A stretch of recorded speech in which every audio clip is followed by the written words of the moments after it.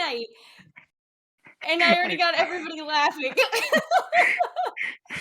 I literally didn't picture you opening any other way, but I was like, I wonder what she's gonna open as. It's like, no, it's gonna be like very like tame, calm. No, just hi.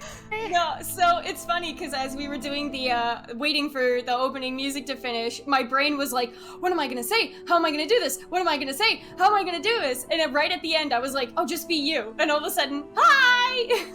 So, anyways, we are here tonight, friends. It is just Kevin and I. So you lucky people get to watch us do. Well, Kevin will drink. I will storytell. But you guys. We do both? Very fair. But you guys get to watch us do a one-shot with one of our beloved characters in our Adventures in Middle-earth campaign, Maethon. And this is going to be a bit unique, as you can already see, because it's, instead of with a group, it is a one-on-one. It's like a borderline podcast.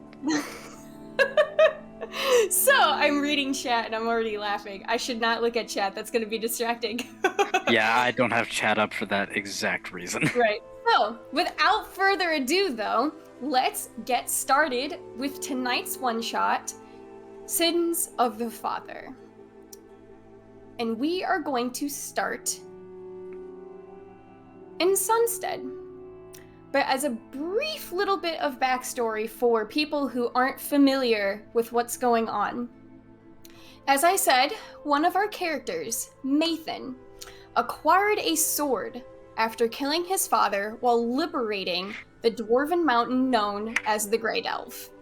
His father's name was Adrahil, and seemed to be a fallen man, a fallen Dúnedain, for his essence and intentions were dark. And both he and the sword looked sick with evil. After some time, Maethon managed to take his father's sword and present it to Lord Elrond of Rivendell, asking the lore master if he is able to shed any sort of light on the situation of his father and the other fallen Dúnedain that he and his past companions at the time had come across, dubbing them as Dark Rangers. Elrond presented to Maethon that the sword is cursed, possessing powers unlike other weapons, but dark powers. He mentioned that there is a way to break the curse and release the shadow lingering within it. But in order to do that, he had to meet another elf of Rivendell, who is currently staying in Sunstead as a blacksmith. This is where we start our story. So Maethon, after hearing from Elrond about the sword, currently dubbed as Bane of the Dúnedain, and learning that an elf in Sunstead came to help, someone who you've actually met before too, how does Maethon react to this and take action? Does he feel free to explain if he takes action right away on this after meeting with Elrond, or if he spends some time before going to Sunstead? So he's probably gonna spend some time right before he goes to Sunstead, just kind of like just thinking about the decision, if he wants to risk, like telling and explaining, like how he got it, where he got it. So he's gonna think about it just maybe like for a day at the most while he's traveling.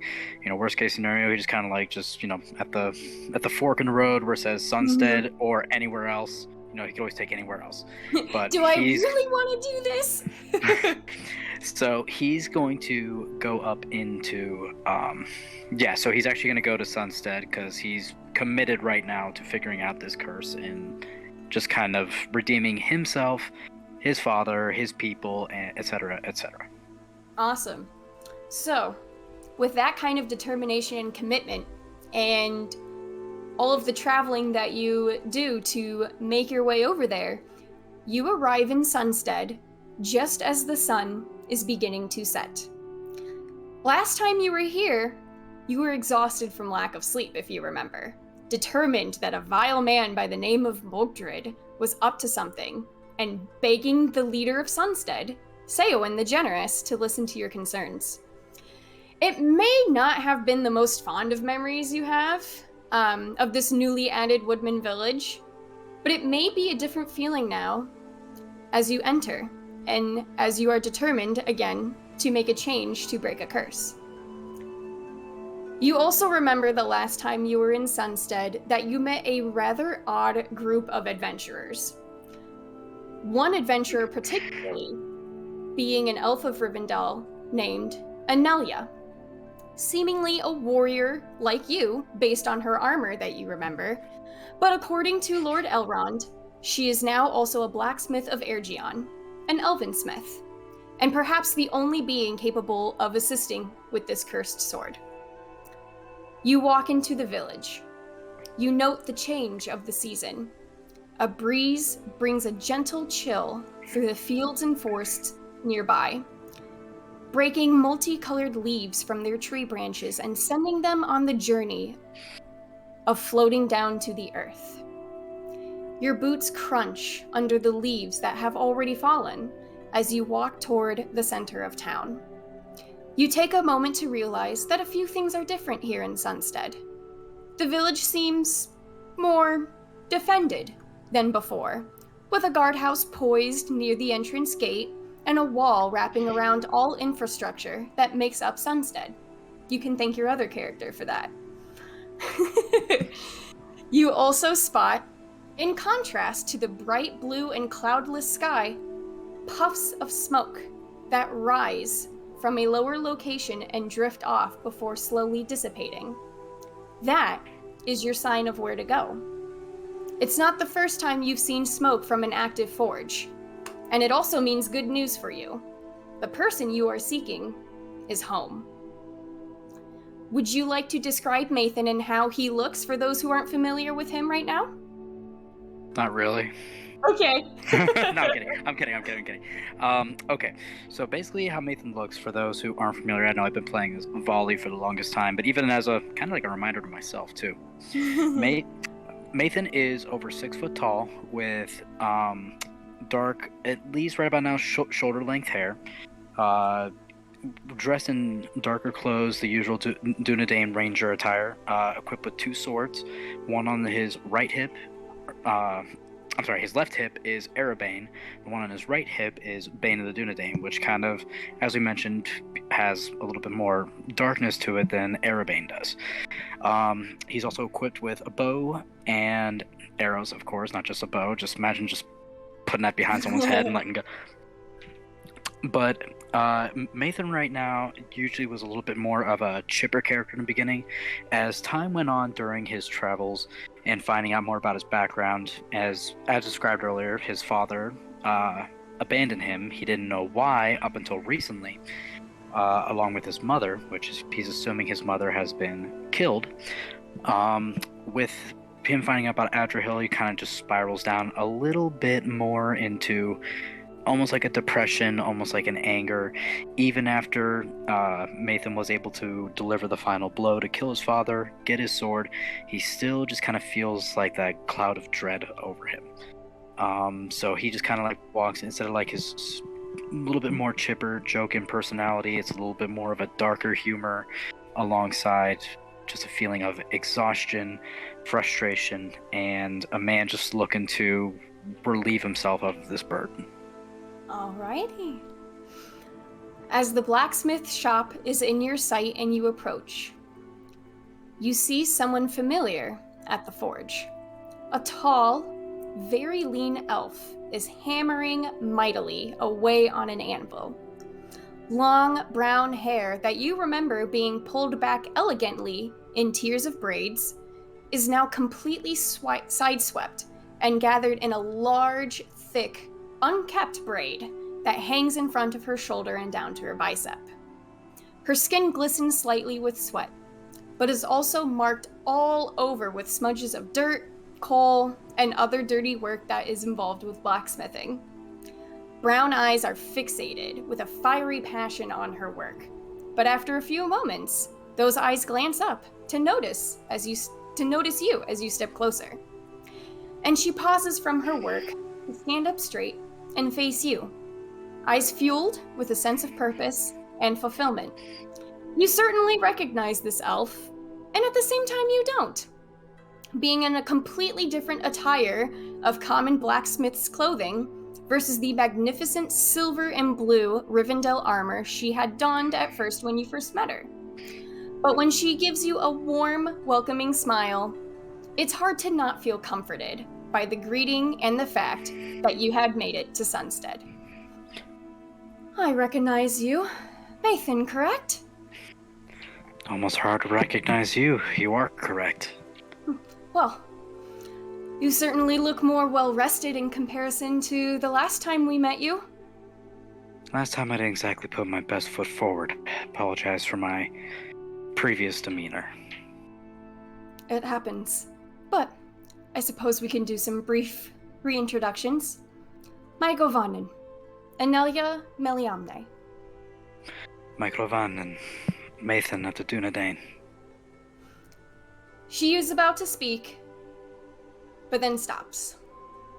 And you notice immediately that her eyes immediately travel to your sword, Bane of the Dúnedain, and starts to glower a little. That sword. There's something dark about it, isn't it? Is that obvious? For someone like me, and for the elves, yes. I'm gonna unclip it from my belt and just kind of like present it in my hands. You know, Anelia, I'm desperate. I'm looking for a way to cleanse the darkness from this blade. A curse, then? Or something more? It's what I think it is. It's what Lord Elrond has told me. I see. Well, I am He's just the one that pointed me towards your direction. Ah, and I greatly appreciate that. Let's take a look. I'm just closing up shop for the day as the sun is setting. You're more than welcome to come inside and get comfortable. If you wish, I can come back tomorrow. No. I'm free tonight. And she will immediately start to let the hearth in her smithy cool down. She packs up a few of her tools and her weapons, and she covers a few things with tarp to start indicating that she's closed for the day. And after a few minutes of that, she will gesture you to come inside as she opens the door to her home that's right next to the smithy. And I'm just if you are willing.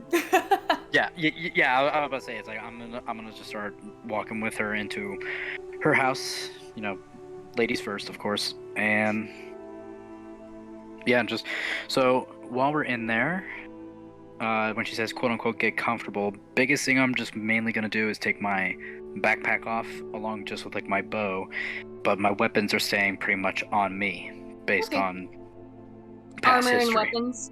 Yes. Cool. Sounds good. For now. No problem. So you walk inside, and as you do, you're almost surprised at how simple, minimalistic, and quaint the interior of this home is. Because you would think that an elf of Rivendell would have something more elegant of a residence, like that of her city of origin. But instead, the wooden walls are scarcely adorned with decor, some of which do give a hint of Rivendell design, but everything else is your typical woodman abode. One wall has a fireplace with fresh logs, and across from it, in the middle of the room, you see 2 wooden chairs with a small table in between. She will gesture to you to go ahead and have a seat, but if you would like, you can also roll me a perception check for the first roll of the night. Let's do it. You know, perception is one of my worst ones. Easy peasy. Hey! A fun thing you do note, other than how simplistic this house is a longsword on another wall that's hanging over a mantle. And it's a little unique, because you can tell from a distance it's clearly made from man, but it also looks like it's got some extra elvish design to it. Nevertheless, after you look around, Anelia will have you sit down, and she'll look around herself too, and she'll go, "Oh, well, It's not like Rivendell, but it's home away from home. Well, as much as Rivendell was my home in the first place. Take a seat. It's cozy. It's simple. It's a fine blade you have up there, too. Ah, yes. My first project as a blacksmith. Does it have a name? Finn. Most blades like that haven't... Finn? Interesting. That's another story we can get into later, though, because I want to know how I can help you. And she'll sit down in the other chair. Hopefully over some ales. I'm probably sure I can use some. I do have that. Let me go grab some. And she'll get up, and she leaves the room to go into another room. But when she comes back, nevertheless, she has nothing big that you would get from a tavern, like a pint and whatnot, but it's a small glass of something, whatever is local here in Sunstead. I'm gonna accept the cup, and as she takes a seat, I'm gonna give the Elvish word for cheers. I don't know it off the top of my head, so she'll respond the same way and clink her cup with yours. Because she, of course, brought one for her, too. Now, tell me everything you can about the sword. What Lord Elrond told you. And any other information it may pertain to it. Where to start? I almost talked in volley. Well, I acquired it from my father, who, through means I do not understand, and neither does anyone else I've tried to talk to, has become what me and my companions would call a Dark Ranger. This sword had this magic already? I'm not sure if it had it already. I know it was my father's sword before he left. Okay. But when I killed him, while he tried to attack us and others, I took it from him, and almost like as an heirloom. It hasn't been around for any birthdays of mine, so I claimed it as a gift. And I'm trying to find a way to redeem it, him, and my people through it.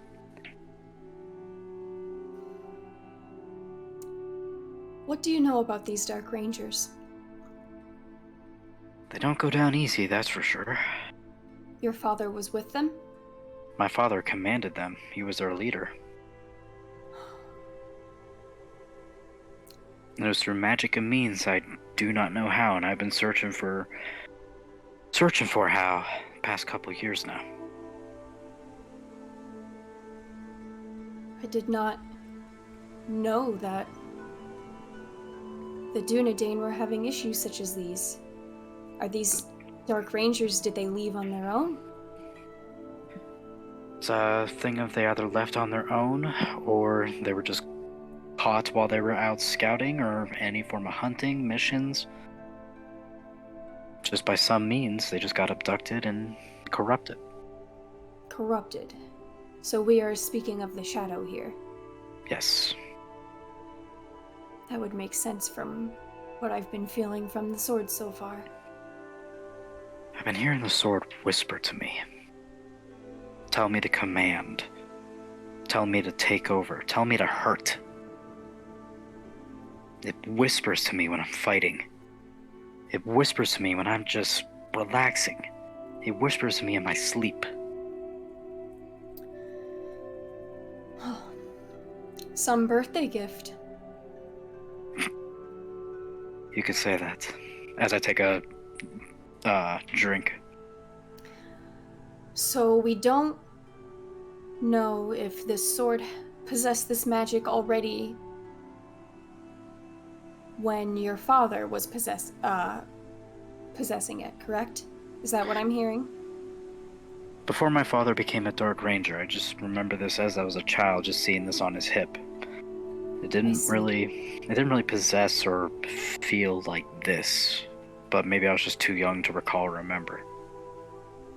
Then it's likely that as he got corrupted, it may have also. Over time, when I was a child, he just became more and more distant. Right around the time when I was 13, he just up and left our settlement, put me in the care of my, first time I'm calling her this, my adoptive mother.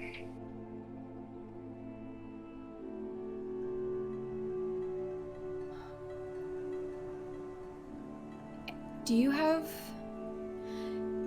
any idea how he could have gotten corrupted, your father? No, I don't. Through time and research, just maybe a call of power. Call of power? I found his journal, and he's mentioned something was calling to him. Some form of darkness. Saying that he wants to restore our people, our kingdom. Kingdom?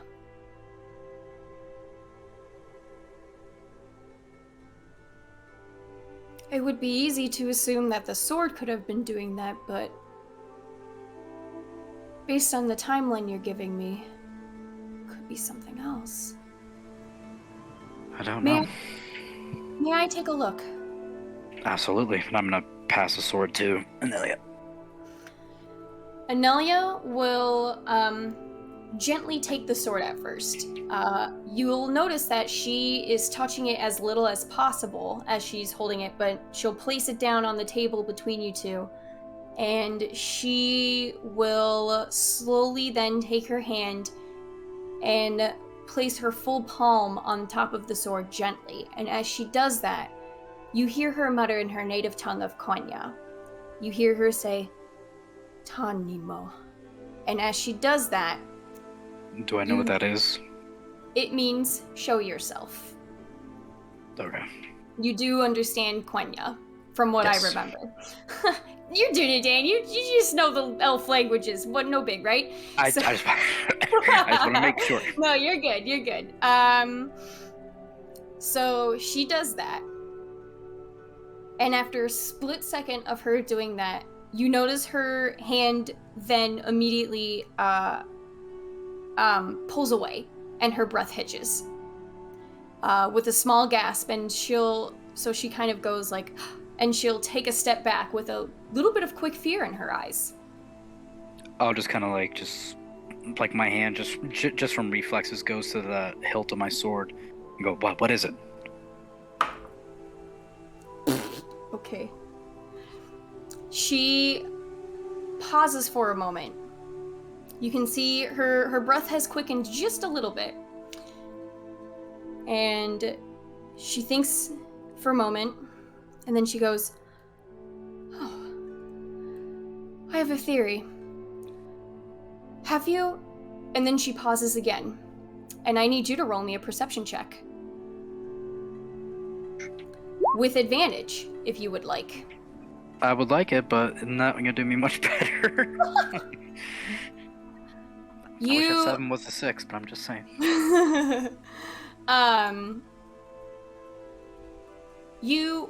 I'll say what you do notice with that perception check is that her attention fully went away from you and the sword, and you see her head is up and kind of like looking in a different direction, which is a clear indication that she heard something from somewhere else.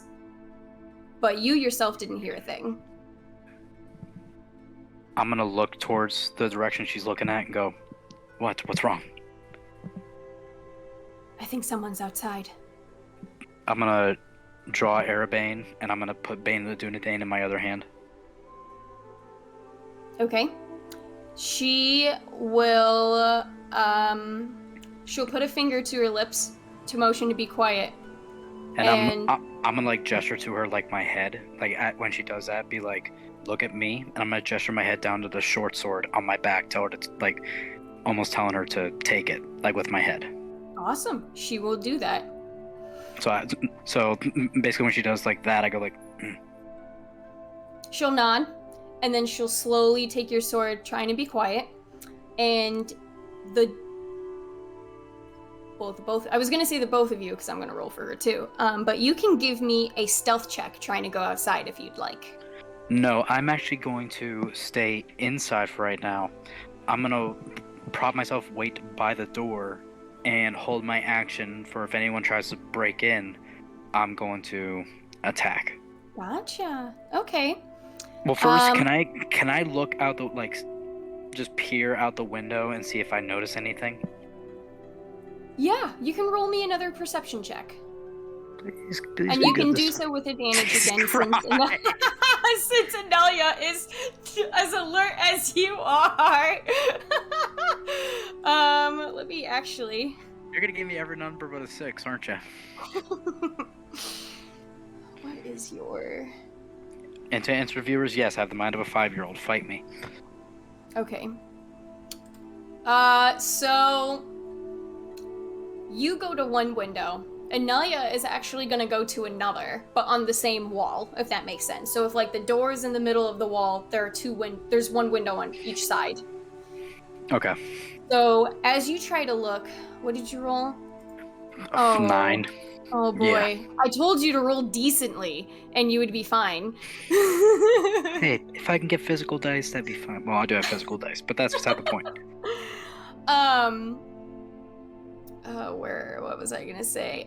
So you look out the window, and you could swear you saw some sort of brush of shadow over the vision that you have through the window, but it's hard to determine from where. Whereas Nelia, who rolled a 16, will look right at you, and she's going to point up. And then I'm going to look up. Does she have an upstairs? No. This is one story. Okay. So she is trying to signal for the roof.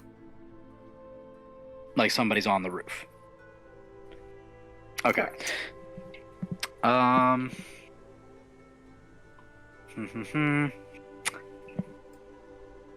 If I were to thrust my sword up, would it go like into the roof? Like how high is it? It is a relatively... Like I just don't know how tall this roof is. The ceiling and the ceiling itself is relatively high. I'm gonna give it about... Let's see. You can probably just barely reach the ceiling with the tip of your blade, because it's about like 10 feet high, we're gonna say. Okay. My plan there won't work. Good plan though. So I'll be like, I'm gonna vandalize someone's house for this. Yeah, she might not appreciate that. Is there any openings in the roof or anything, like any windows? I don't want to say a sunroof. Oh, a skylight? Skylight, thank you. No. There is... The best thing you have in terms of connecting inside from outside is the small chimney of the fireplace, and... Did I say it was being used? No, there are fresh logs in it, so it's not being used. So if you want to go Santa style on it... Oh, I'm going Santa style. I'm lighting that fucker up. So basically, I'm gonna be a tight fit. No. So what I'm gonna do is I'm going to, just so no one feels like sanding down the chimney, or if they do, they're in for a hot ass. I'm gonna pour the remaining ale on the logs. I'm assuming she has like a torch or matches or something. There's she does. Or flint or something. So basically, absolutely. So I'm gonna pour the remaining ale so this thing catches quick, and I'm gonna light the flint and light a fire. So you're going for like a surprise, like up the chimney, correct? I wouldn't say like a full flamethrower, but I want to get this fire started as soon as possible. Okay. Go ahead and roll me a survival check, just to see how you do. Please say at advantage so she can help me. It's easy enough. I was gonna make that one hard. You get it started. And so you've got the fireplace going, and there's now, quickly enough because of what you did, there's smoke billowing up into the chimney and outside. Okay, how's the fire look? Is it like a good fire, or is it like a little weak, like... Yeah, it's pretty fire? standard. Okay.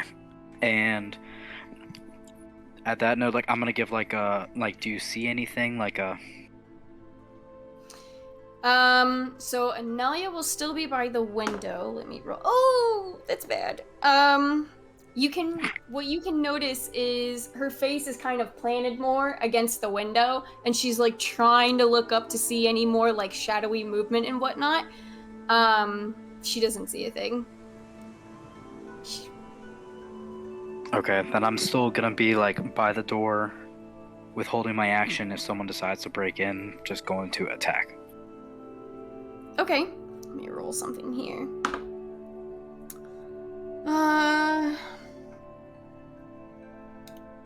Okay, so you guys wait a few moments to just see what happens and to see if you can start seeing anything. And what you do begin to start hearing over the crackling of the fire, because it's growing silent enough now and the sun is set at this rate. You start to hear small creaks on the roof as footsteps are trying to stealthily sneak on top of it. And what you do hear at this point is that those footsteps have made it to the front of the house and are right over where the doorway is. Okay. And then they're silent for now. I'm going to... Does she have like a carpet or like a rug or anything? Yeah. Okay. I'm gonna Super roll it. simple. I'm gonna look at her and like ask for assistance to help me roll it up. Okay. And what I'm gonna do, my plan is to kick the door or open the door really fast, throw the rug out to seem like it's a body, and hopefully whoever's up there will take the bait and I know who's up there, what they have, this and that. Okay. Easy enough. So you guys go ahead and do that. For funsies, roll me a strength check. Ooh.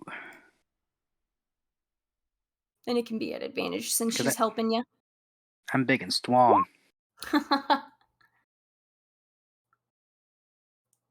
Awesome. Yeah.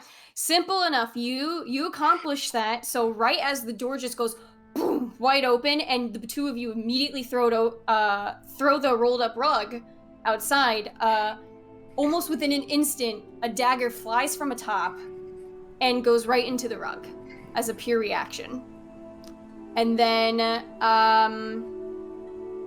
right when I see that, I'm gonna grab my swords again. Okay. And then right after that, you're going to hear some loud cussing. And from the rooftop jumps down a figure right on top of the rug. And right before you, you see a Dark Ranger. And from there, I'm gonna, as soon as I see him jump down, after I get my swords, I'm gonna run up to him. And I'm going to attack him while I'm yelling, "Miss me, boy?" Awesome. Roll initiative. We're gonna fight. You can go ahead and roll your attack first. And then you can roll let me just initiative. get myself on the map. I'm just gonna roll initiative now. Oh, hot damn! Whoa! Okay, and I'm gonna roll my attack. Nice. Could it be with advantage so I'm sneaking up on him? No, Ish? you're not a rogue. Damn. Alright. So that hits. Okay, go ahead, roll damage. Hoo-wee, that's a lot. That's a lot of damage. Awesome. Let me get this guy going right here. Oh, wow. Well, he sucks. So he rolled a natural 1, so that's a 5 in initiative. Let me see Nelia here. Oh, and Nelia's gonna go right after you. Cool. So this ranger jumps down, sees you, immediately lunge for him, and do just a large, solid strike across him. And he recoils and screams out in pain and grits his teeth, and he's trying to kind of just, what do I want to say, regain composure so that he can strike you back. But right before he can make any move, you hear Anelia shout from behind you at this rate, Kill him or get rope to interrogate him? What do you want? Kill him. These guys don't interrogate. Sounds good. So she will then go ahead and rush forward and be right next to you, and she'll also attack, which is going to miss. And she gets another action because she's higher than that, which is also going to miss. She's down in her armor. She's not in the groove. But well, wait, do I get my other attacks? We'll do that for your coming up turn. Gotcha. Cool. That fun one was just more or less for funsies to give you something to do before we rolled initiative. So now we've got this Dark Ranger, and he hears you shout, "They don't interrogate," and he's going to laugh, and he's going to be like, "Ha! Interrogate? Like I'd want to talk to you anyway. Give us back the sword!" And he's going to try to talk or attack. Can I yell out before he attacks? Just go, "Come and get it." Absolutely. And I did not read. Let me do this here, because now I'm used to rolling physical. Oh, okay. Does a 25 hit? Yes, it does. All right, you take 7 slashing damage, and then what does he do? He does another one. I'll fucking do it and again. it does a 27 hit? Just a little bit. And then you take another 8 slashing damage. But you did a good wallop on him, and it's your turn now. What would you like to do? I'm gonna fucking attack him. He wants to be a bitch. I'm gonna treat him like one. You can do your full action of attacks now. Shebang. 22, Shebang. and now, Shebang. wow, my goodness gracious. Fuck this guy. Okay, well, I'm about to end this man's entire career. Yeah, go ahead and roll damage for all of that.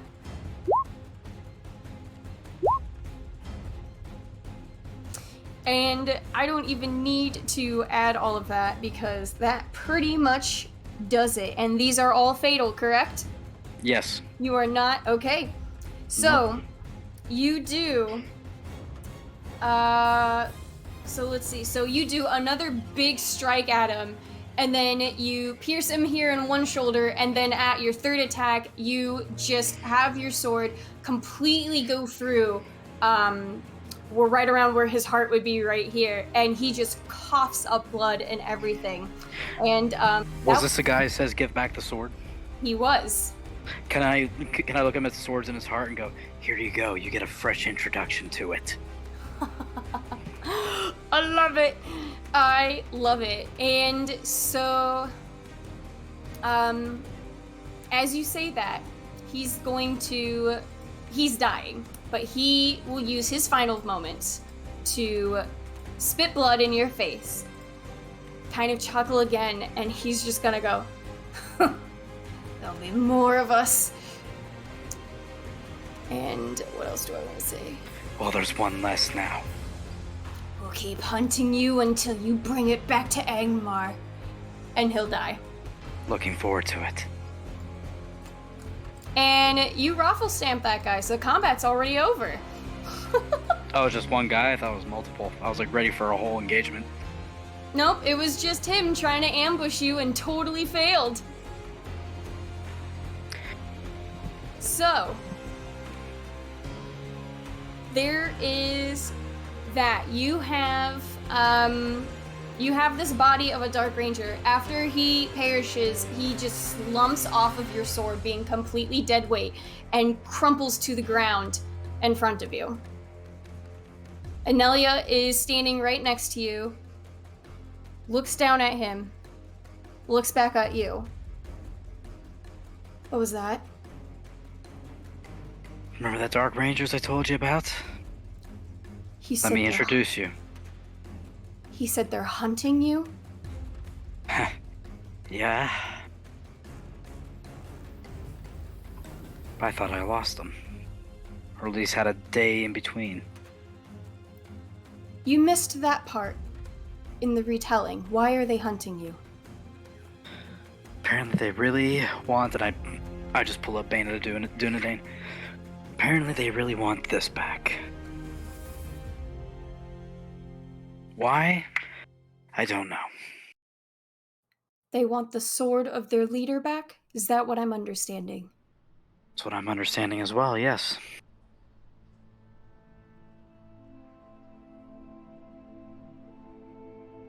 Angmar? Yes. What Remember does... that lost kingdom I mentioned that we wanted to restore? Angmar is part of it. You do so. Nope, okay. The region? The whole region? The whole region.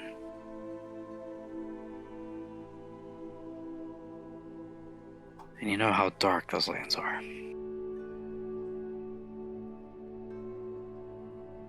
Well, I suppose that makes more sense with what I saw when I tried to examine the sword. Let's go back inside and discuss this. Right. At least let me grab a guard for this guy. To take care of him. Smart idea.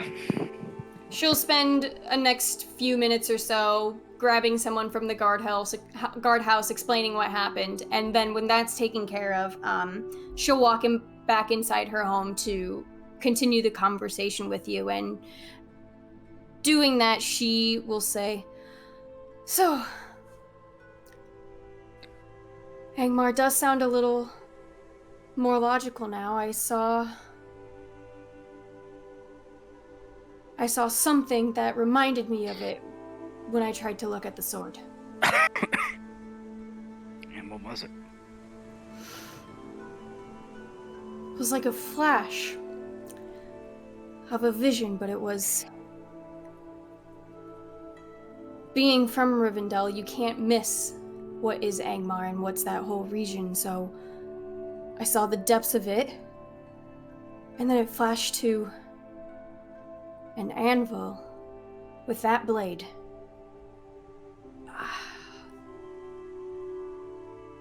Something else. Something... Is it possible the sword was reforged? It could be. If the sword got corrupted over time like your father did, or with him, that is something to be mindful of. And when I tried to press further into the little bits that I was getting, the essence, this magic, whatever it is, it felt locked. Locked?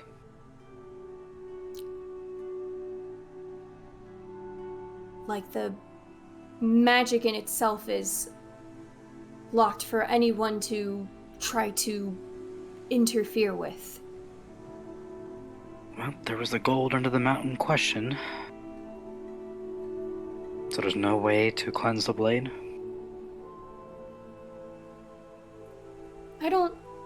Right now, I don't believe I can do it here. But my theory, especially based on what he just said, if you take it to Angmar, and we do confirm it is reforged, or I suppose power is potentially from there or something, that might help find who or what to unlock this, and then I can deal with it. Fuck. Another fun trip to Angmar. You've been there. Yes.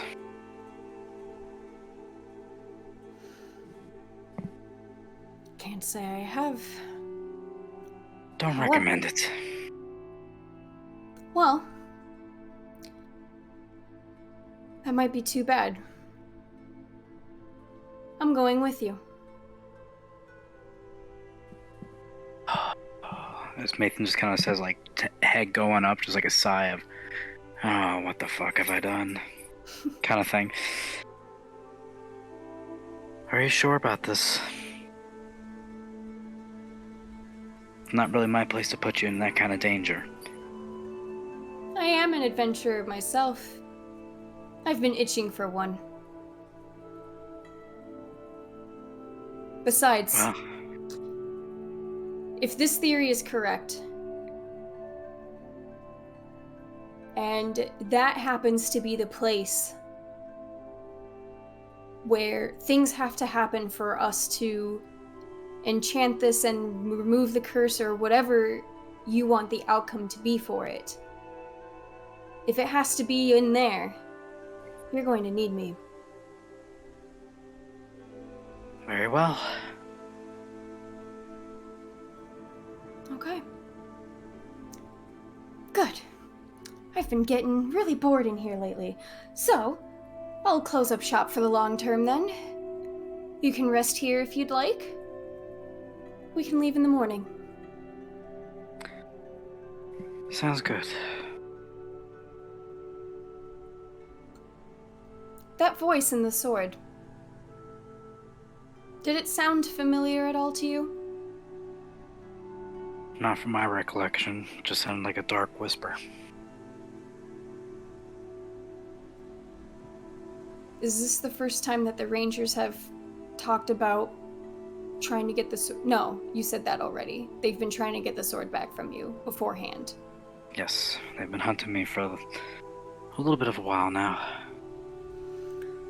Hunting for a cursed sword that was in the possession of their leader, who happens to be your father.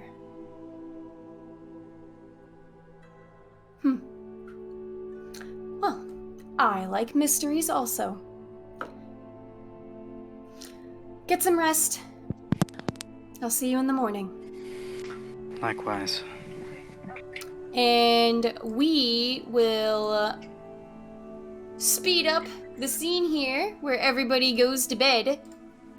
And the next morning, the two of you are up nice and early to begin your adventure. And when you get out of Anelia's house, and then Anelia comes to join you, you now fully recognize her as the elf that you met first. The armor's back on. She's got her one scimitar. Another one was replaced. And you Does now that count see as a full rest? Or Yes. long rest? Yes, you can do a long rest. Sweet.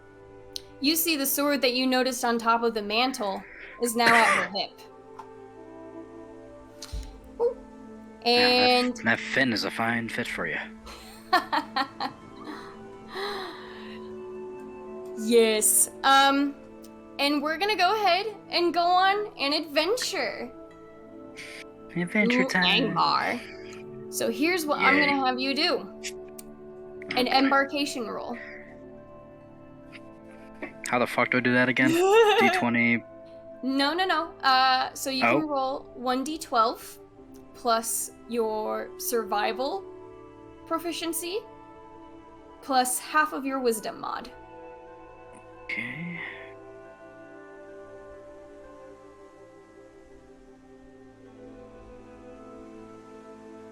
You said half my wisdom mod? Yep. Ayo. Okay. So, to put this into perspective, this is a 40-day journey by foot. Holy shit! You guys are going all the way from Sunstead, crossing everything Rovanian that is Woodmen region, to the Misty Mountains. Over the Misty Mountains, you pass Rivendell. You can probably say hi to Elrond if you really want. Just doing like a passerby, just a wave. Yeah. Text Elrond and then LOL passing you by. Right, and then when you pass Rivendell, you pretty much cut up north to hit Angmar. But as you're doing all of that, the journey's actually pretty smooth, despite cutting through some initial dangerous areas. Between your skill set as a Dúnedain, and both you and Anelia being a seasoned adventurer, seeking food and shelter along the way and away from danger's no problem. You take turns keeping watch. Anelia's covering most of the watches because she's an elf and doesn't need to sleep as much. You know, the whole thing. Nice. I'm sure. I know, right? As warriors, I'm sure the two of you spar a few times, take breaks, pass time, whatever. And honestly, all is well. Until you hit Angmar. And let me get rid of this turn order here. Boop. Actually, with that, I'm gonna take a quick 5-second break. I'll be right back. Sure. Sorry. Go for it.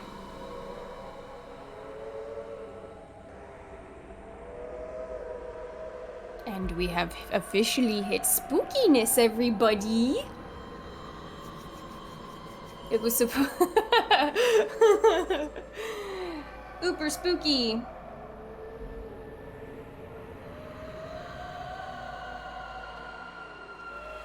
Side note. Well, no.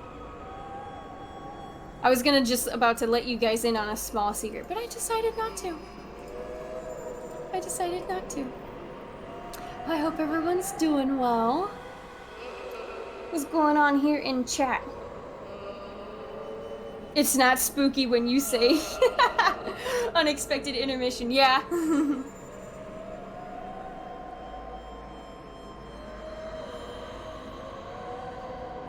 Is everybody ready for Halloween? Isn't this a lovely soundtrack to chat by?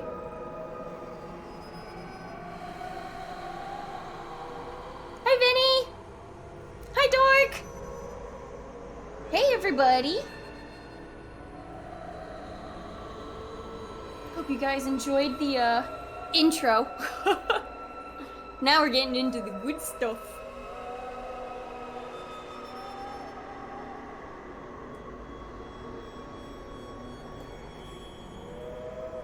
Grab some water. Stage manager checking steam, water, snacks, water. I like water.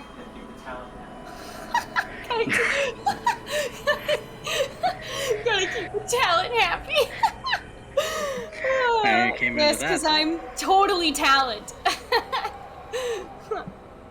Okay, sorry about that. No problem. You ready, friend? Let's do it. Do you hear the spookiness? Uh, Because we hit Angmar. fuck. What's worse? We hit Angmar in the evening. You get a shadow point. You get a shadow point. Everybody gets a shadow point. The Forsaken Land that you are all too familiar with, Maethon. The realm that was once a force to be reckoned with when the Witch King wrought terror and the collapse of the Kingdom of Arnor. The same force of shadow that was then destroyed by elves and men and leaving the whole domain in ruins. As soon as you see the furthest peaks of the mountains of Angmar in the distance, and a cold breeze shifts around your bodies with an unwelcome chill, you know you arrived. All that lies between you and the mountains is dead land. It's gray. It's bleak. It's Happy dark. thoughts. Happy thoughts. It's dark. The desert dark. of death hits you at your core, with the full knowledge between both you and Anelia that it won't be easy moving forward. Mormon, can you come pick me up? I'm scared. And as you guessed it, you can roll me a corruption saving throw. Ah, fuck. And Anelia does too. Oh, God! Okay. Alright. Maethon, you start to feel that familiar presence of darkness try to gently grip at you right now. And because of your familiarity with it, you do a quick little shake, do a little shoulder rolls and shrug, let out a deep breath. Yeah, you're like pumping yourself up. Alright. Alright, we're good. We're good. I am in control of Maethon. Maethon's in control of me. Okay. Alright, we're fine. You're okay. Anelia, on the other hand, is standing there right next to you. And she looks like she's a little hesitant. But you are aware of how stubborn this elf can be. So the two of you move forward. She has gained a shadow point. Is this how I kill my own character? I don't know. Stay tuned. Moving forward. The gnarled trees. The wind beginning to freeze the air. The gray skies above. All of this laden across a barren land. It's all just unsettling. But DMs not need to more... write a fucking book. but not more unsettling than a voice that you hear in your head. Welcome home. I'm just gonna say sarcastically in my head, thanks. You can roll a perception check. Why do I have to roll the ones I suck at? You're a little alarmed. You're used to the kind of whispers in your head at this rate because of everything you told Anelia, that you've been starting to hear a voice. This is that same voice, but it's stronger, louder, and eerily familiar. It is a voice that you know all too well. You know exactly who this is. No, I don't. This is your father. Daddy? You also look down at the sword out of curiosity, and you see that it's got a sickly green hue to it. I'm gonna, kind of pause as I'm walking. Anelia? What? I'm gonna look down at my sword. Hopefully she sees it too. She does. Is this bad? I think this is bad. This looks bad. It's bad, and yet I believe it's good. Where is the good in this? Because we must be on the right track. Has this happened before? No. No, it hasn't. Then we're on the right track. But we can't... Goody. Wonder what's inside. We can't tarry here, though. We must keep moving, or we will be taken by the lost spirits here. Man, I don't want to be taken by the lost spirits. Let's go. You move forward. The silence is heavy. And so still that it's a painful pound in your ears. At least, it seems so at first. The pounding of silence in your ears that I just mentioned. When did it start to be replaced by soft, distant moans, getting louder and louder into a cacophony of moans and cries surrounding you? You look around and see the sources of this terrible noise being the dead itself. Hi, Kevin. Hey. Ghosts all over the land and its ruin wander aimlessly. Eternally. I'm not sleeping tonight. Never to see the light of hope again while succumbed to this darkness. This is the terror that is the gray wastes in the night, covered in ashen dust that blankets the land before the mountains. Time has passed while traversing through. You and Anelia have reached closer to the mountains, and the wails of the deceased do not end. Roll me another corruption saving throw. Go to Angmar, we said. It'll help with your sword. You know, I could have just ended this campaign by throwing the fucking sword in the fire, taking Finn as my own, walking away, calling it a day. I'm just gonna take my shadow point for these? Yep, you get 1 shadow point. So does Anelia. She now has 2. What does she start with? I don't even know. I don't even want to look. I'm not going to worry about that. She's not the star of the show right now. I'm gonna toss myself in the fucking tower and just call it a night. And once again, you hear the voice. Maybe I can do it better this time. Disgusting to see that this as the outcome of Numenor. Oh, to see it once more in its powerful glory, before the fall of Isildur tainting this realm. That is the desire, the dream to achieve. Maethon, this is said. Go ahead. A dream to achieve. And A that's what? from which like, nothing. Amelia will ponder for a moment. Is it still speaking to you? It is. And I can tell you what that voice is. Who? My father.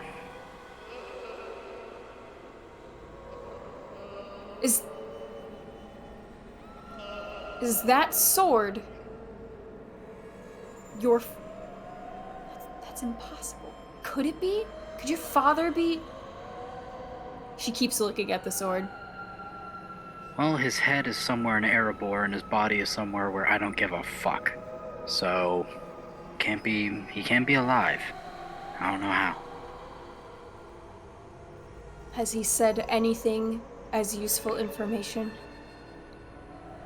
Just wishes to see this land restored.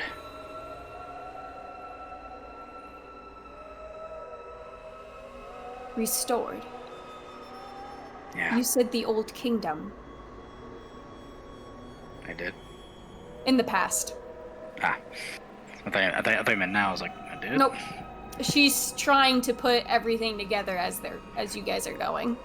Yeah, before Isildur's tainting, essentially. You mean Numenor? Kingdom of Numenor, yeah.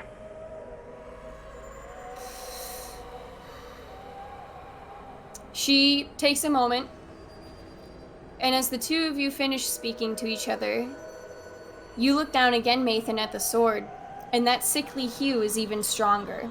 It's glowing more. You can roll me an insight check with advantage. Sweet.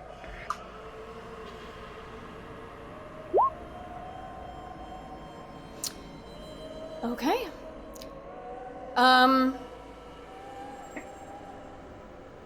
Upon noticing that the hue is stronger, you take the sword out and you start to point it at different directions. And you notice that in certain directions, the glow gets stronger and fainter. And you're able to determine that the brighter it gets, the correct direction you are going. And the closer you are getting to somewhere. And now, yeah, this sword is going to serve almost as a compass. It's almost like it's telling me we're going the right way when it glows brighter. I can only imagine where we're supposed to go. I got a feeling. We're already here at a hell on earth. I got a feeling I know where it wants us to go. And I hope I am wrong. Remembering the throne. Well, lead the way. I'll just kind of like nod, keep the sword. This time, kind of like an off thing of Maethon, but I'm gonna put the sword now in my dominant hand. Okay. Something, so just kind of like a thing for everyone listening, is that this is something Maethon has never done. This has always been in his offhand, his bad hand. For a swordsman to put it in his dominant hand is not the best sign. Alright. So the Bane of Dúnedain right now is gonna stay in my dominant hand. Alright. While I'm using it as my compass. You follow the direction that the sword essentially leads to. Over time, the freezing wind gets even colder. And eventually, you find yourselves approaching the mountains. You have managed to reach the foothills of the mountains of Angmar. Oh, goody. And once again, you hear the voice. He knew of what I accomplished, our distant ancestor, and welcomed us. He granted us power so we could continue on. Not even death can stop us. Stop me. I'm gonna say in my head, really? Because I did a pretty good job.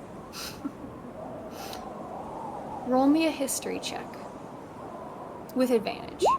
Something I'm proficient in. Finally. You hear this, and you make a mental reminder to yourself. I lost my spot. There it is.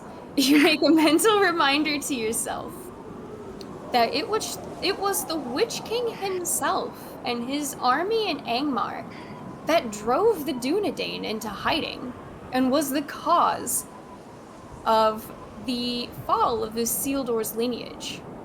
So you kind of can't help but think it's a little weird for the voice of your father to discuss himself and the Rangers joining him, finding him, coming here.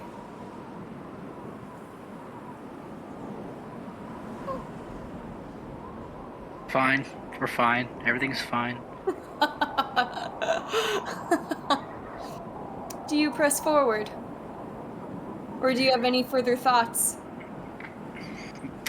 Further thoughts. What the actual flip-flying, wyvern-riding, spiky helmet fuck? I like that. We're gonna make that a soundbite.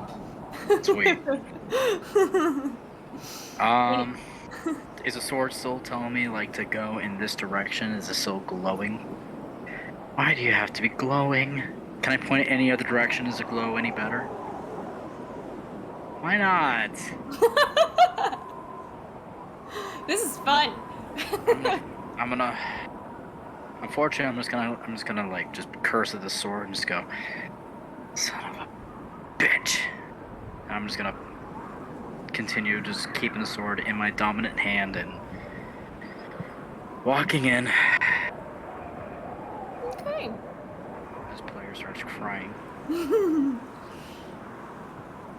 When you start to walk into the foothills, sure enough, you notice the sword glowing more. And as you hold it up, you see that it's directing you to a path that just leads further inward and up. And you can roll me another history check.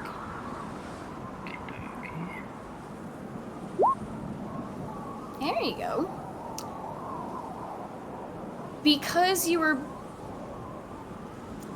Since you were already thinking about the history of Angmar and Arnor with that last history check and everything, as you and Anelia keep walking, you suddenly remember that this path, this really old path that you see ahead, this is the Frozen Path. A hidden trail. No, not that one. It was a hidden trail that winds in the shadow of the massive peaks of the mountains of Angmar.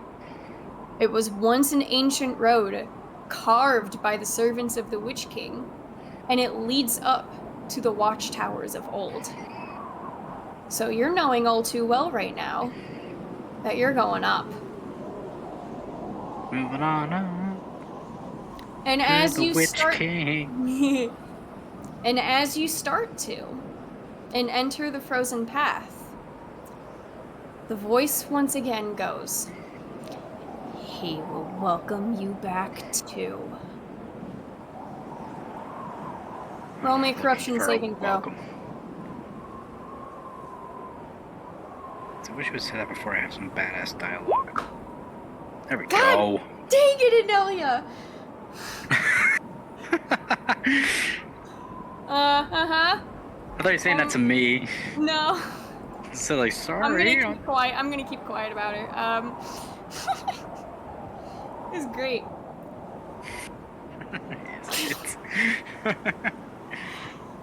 It's cold. Really, really cold. And dangerous. The old road crosses over open chasms by means of thin bridges of rock. Freezing winds are blasting the two of you from what feels like all sides. You trudge and you trudge forward. Your ears are bursting and stinging with frozen pain. Your legs using all of their possible strength to push you forward, let alone keep you upright against the wind. You cannot stop shivering. Your body can't keep warm, no matter how hard you hug your cloak to yourself. Even the most experienced of adventurers dare not cross through this area. But here you are, following that ever sickly green hue of a sword, seemingly damned, connected to your father. Roll me. Why do you do things? Roll me a survival check with advantage. And this is with advantage because, again, with both of you and Anelia being seasoned veteran adventurers, heyo! No problem. The two of you are working together to get through this, is what I was gonna say. Exactly. So, it did take a lot of effort to overcome this trek. But you two have managed to not be completely exhausted by the time you reach a clearing and a first watchtower. As you come up on this clearing, you just barely notice that watchtower that's coming up in a distance due to just fighting through the winds. But the sword's glow gets brighter the closer you get to that tower. Daw! Are you moving forward? Okay, you're also muted, by the way, but I read know. That's why I was trying to like, yo. No problem. So you look at Anelia, and the two of you nod at each other, and she follows your lead as you get closer to the tower. The first thing you notice as you get closer is a small stone one-story building that sits right next to the tower. It's dark inside. Whatever door at the whatever door at the entry that was at the entryway is long gone. The watchtower itself still has a wooden door and it's shut. But next to that door is a corpse, hung on a post, arms stretched across, like a scarecrow. Choose your path. Can I examine the corpse? Be like, what the fuck? You can. You can. You want to walk up to the corpse and take a look? Kind of. All right. Roll me insight or investigation. So roll shit or shit. Got it. So relatively good. Good. Remember, I got some some decent lenient DCs for you, so we're good. Appreciate you. The corpse, having been in the tundra, is frozen and seemingly half decayed. But it's hard to determine if its decaying process is severely slowed by the elements of the weather, or if it truly presents how long ago this poor soul passed away. What is easy to tell, however, is that this person was a Dúnedain. That was going to be my next question. Based on the leather armor and cloak. Eyes are still open from the moment of death. Dry mouth slightly agape, like the man was gasping for air as he perished. Can I take him down? Absolutely. No problem at all. I'm going to take him down from that stake and give him like a 5-second like rock tomb-ish burial, or like a snow burial, just to give him a little something. Okay. And Nelia is watching you do this, freezing just as much as you are outside. And she gives a few moments to pay respects along with you, and she goes, "Was he a Dark Ranger that you talked about? He looked different." I don't know. You can roll me... Oh, go ahead. Oh, God. No. What do you want me to roll? That'll determine what I say next. You can roll me perception. Or investigation. Oh my god! Hot damn! He was not a Dark Ranger. He didn't have... I missed the description of the one that you fought back in Sunstead, but you recall so well that the Dark Rangers are noted by their, like, pale green sunken faces where the skin is taut across their skulls and with sunken eyes and everything, almost looking just ghoulish, zombie-like. He was your average-looking dead Dúnedain. I'm gonna respond to her. No, he wasn't a Dark Ranger. I wonder why he was here then. Because this is the way they want me to go. And I'm gonna take that way. Which way? The tower or the stone building? They're right next to each other. It's like 20 feet in between the two. Let's take the tower. Why the fuck not? Okay. Alrighty. So,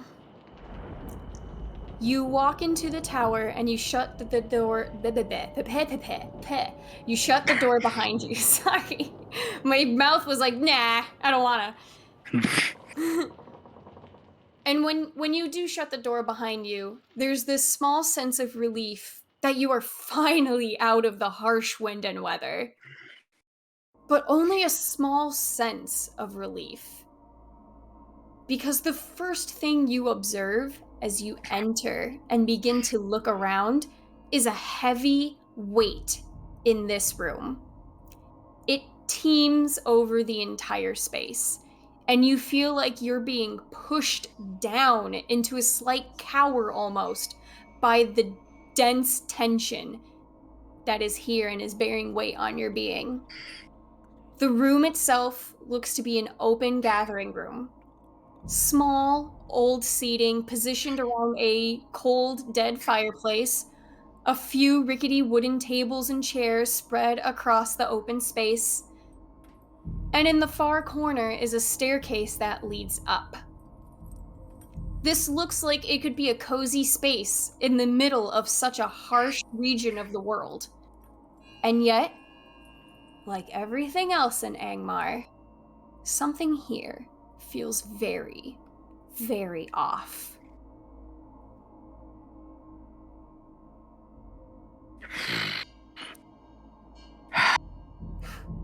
Fuck. Okay, we're gonna make our way through it. Okay. What would you like to do? I like to investigate it, just kind of like see what it has to COVID apparently. What it Hope has not. to like offer. No, it's fucking allergies and pressure and stupid Oh, weather yeah. change. No, we're in the Midwest. Are you kidding? Yeah. But I would like to investigate the tower and see like what's causing this, or like, do we need to be aware of anything if any of our Dark Ranger friends are present? All right. Roll me an investigation check. If I see another nat 20, hey, that's still pretty good though. Yeah, I'll take it. No complaints on Maethon's end. So you begin searching throughout this first room, this first floor of the tower. You take note of like the age of the furniture, the dust that is on everything, you know, how long the fireplace may have remained like this. And you're starting to see signs of not too long abandoned. And by that, I mean, it's not like it's been centuries and centuries and centuries of nothing happening here. This floor does look like it has been used, and while it's clearly not anymore, it's been empty and dark for quite a while. In terms of the tension and a source that you're trying to locate, and for any, we'll say, footprints and whatnot of the Dark Rangers, you're not finding anything at the moment. But what does happen is that as you are looking at a wall and you're checking out any decor that's hanging there or whatnot, as you turn from it, you stop immediately in your tracks because right in front of you is a figure. A ghostly one. I'm gonna draw Bane in my offhand. He stares at you. He's staring face to face at you. And without even flinching or reacting to you pulling out your sword, he speaks. Why are you here? I sense him. His presence. There. And he points to the Bane of Dúnedain. Who the fuck are you talking about? Him. Adrahil. Oh, my daddy. You see this almost like moment of realization on his face. You're his son. Roll me an insight check. Doop-a-doop-a-doop. Doop. Eh. This guy looks familiar to you. You want to know why? Yeah? Wait, no. Yes. No, yes. The hesitation. He's the I got guy my whose beer. body you just buried.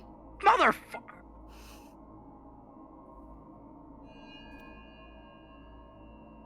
Ah, my friends make me alcoholic. Okay. Hi, I'm Lindsay. Would you like to respond? Oh, no, you responded technically. You went, yeah. Well, unless you want that to be Oh, no, your that wasn't my response. response. Well, when he said, that wasn't my response. I don't have a beer with me, I don't think, in this tower. Unless I do, I will not say no. I'm not gonna go, you're the guy I buried. Yes. Ranger. What were you doing up here? I was a ranger. I saw the death of our chieftain. So my father Heard. was killed. No.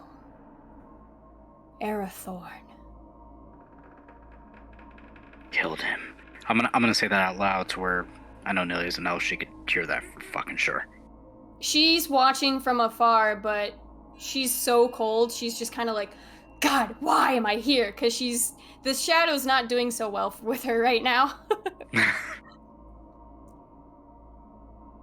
I saw the death of our chieftain. Felt lost, angry. Adrahil and other men talked about a way to fix it all. So I followed. I followed up here. But then I saw what Angmar and Adrahil were doing to us.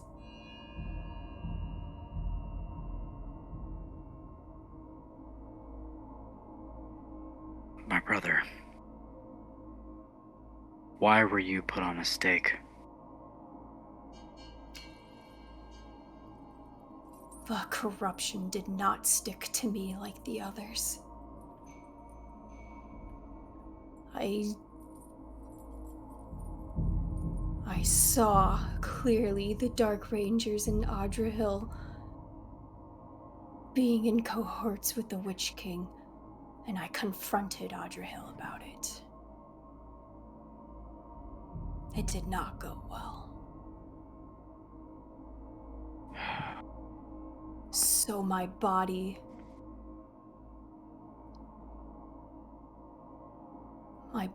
was left as a decoration at the entrance as a symbol of betrayal to these real rangers and to Numenor. I'm gonna flip Bane of the Dúnedain to like a non-threatening ice pick style grip and hold it up to him. Was my father holding this sword? Yes. Did it look like this? Pointing out like the darkened features of the sword. He nods. That is the sword praised by all here. These new rangers.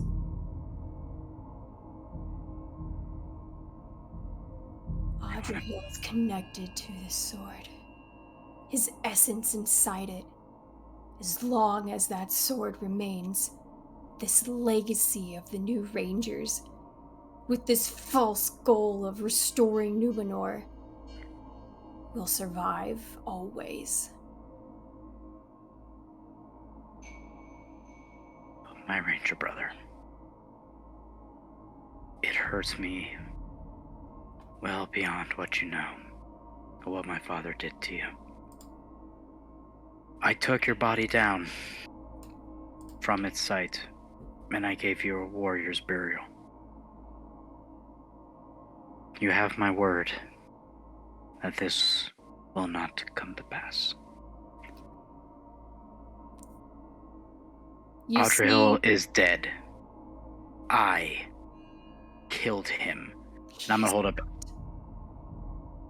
I took the first step, and I'm willing to go further. As long as that sword remains how it is, he's always here. This sword will be purified or destroyed. And I will see it happen. You and everyone else my father has hurt have my word. I'm gonna sheath Erebane and put my offhand on his shoulder, almost like a brother to brother. Go now. Rest. You roll me an insight check.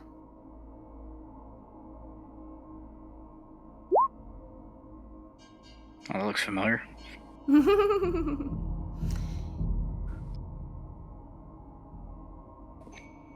You see a mix of emotions as much of a mix of emotions that a ghostly face can portray. You see, at first, this wave of comfort, and then relief, especially at hearing what you have done with his body and finally putting it to rest. And then you see conflict in his eyes. Like, there is this uncertainty within him. And while you see all of this over a span of several long silent moments, he says nothing more.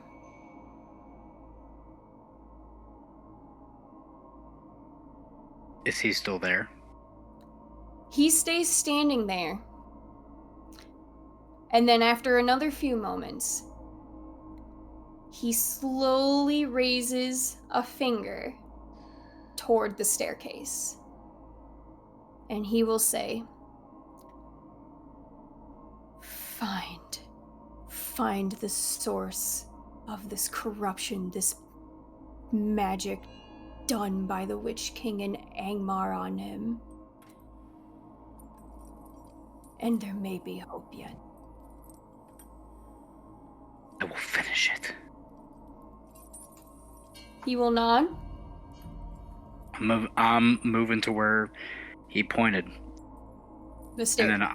And then I'm just gonna, like, I know I can't physically pat him, but I'm just gonna, give, like, a quote-unquote ghostly pat on the shoulder. The sentiment is there, yes. Yeah. And I'm gonna go, Anelia, come. Anelia nods, and she will come, and she will follow your lead. And as the two of you begin to walk up the stairs and you look over this first floor once more, you do see that he has vanished. But one final thing you do hear is his voice once more. And he says, in the wind almost, Theraneil. And I'm going to type that for you. Do I know what that means? You should see that, right, in chat? Yes, I do see it. Do I know what it means? You can roll me another insight check.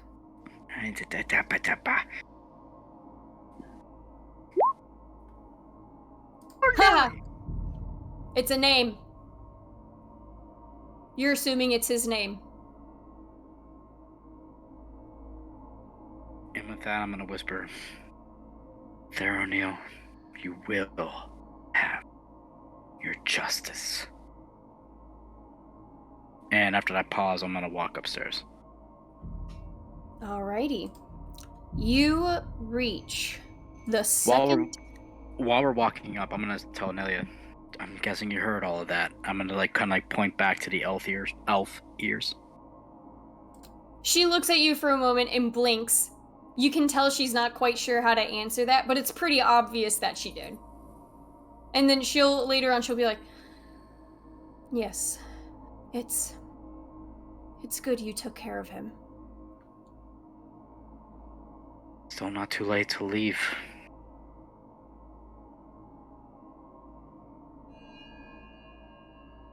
No. Things have to be finished here. And I think he feels the same. With hearing that, Maethon's gonna show like the first kind of like calm, relaxed moment that he's had in a while. Probably in years, and just go, I'm really glad you're here. You know, Maethon, I feel like we have a lot in common with families not being exactly what we would have wished they were growing up. Granted, yours apparently tried to be corrupted with, I guess, the Witch King, according to Theraneil, and mine just tried to force me down a career path I did not want. Regardless, I can very much relate to the journey of redemption and self-discovery and overcoming challenges from past generations, whatever they have done. My whole life, I tried to not be my father. Or at least like the darkness that consumed him. This, I feel like, what's at the top of these stairs. It's either gonna kill me and it's never gonna get solved, or redeem me, and I finally go back to a life of traveling and peace. Hopefully I can go back to Mirkwood to a certain someone. As I look, just kind of like with a slight smile coming across his face. This is the first time with the two of you in Angmar you actually see Anelia go from like a why the crap am I here to actually like a ha playful grin. And she'll give a playful grin. She'll go, yeah, gotta make sure you stay in one piece for that certain someone. Hopefully she still wants me around. You're a good man, Maethon. The point is, in all of this, typically, with these kind of journeys, from what I've experienced at least, is that even if you continue to fall down, you do not stop getting back up. Never have. And I'm sure you never will. I'm gonna pause her, put like an arm out to stop her on the stairs, be like, if I don't make this, I want you to find an elf, a captain named Ruthiel, and tell her how much I loved her, and tell her how much she made my life better, and made me a better man from it. I will. But don't count yourself dead just yet. I'm not. But just in case. You seem like the type that will make it out of here more likely than I will right now. But just let her know what happened here. And let her know what I just told you. I will, Maethon. And this is also this is definitely an adventure of something, but for your sake and your story, I am glad to be a part of this too. Well, let's go write the final chapter of this story, shall we? And I'll continue walking up the stairs. All right. So I know you took a break already, but this was where I was originally planning for a break. Would you like another one? I could use another beer to know that much. Let's do a quick 2 to 5 minute break, something super short. And then we'll continue with this story as we enter the second floor of the watchtower in the mountain peaks of Angmar. Stay tuned! Oh.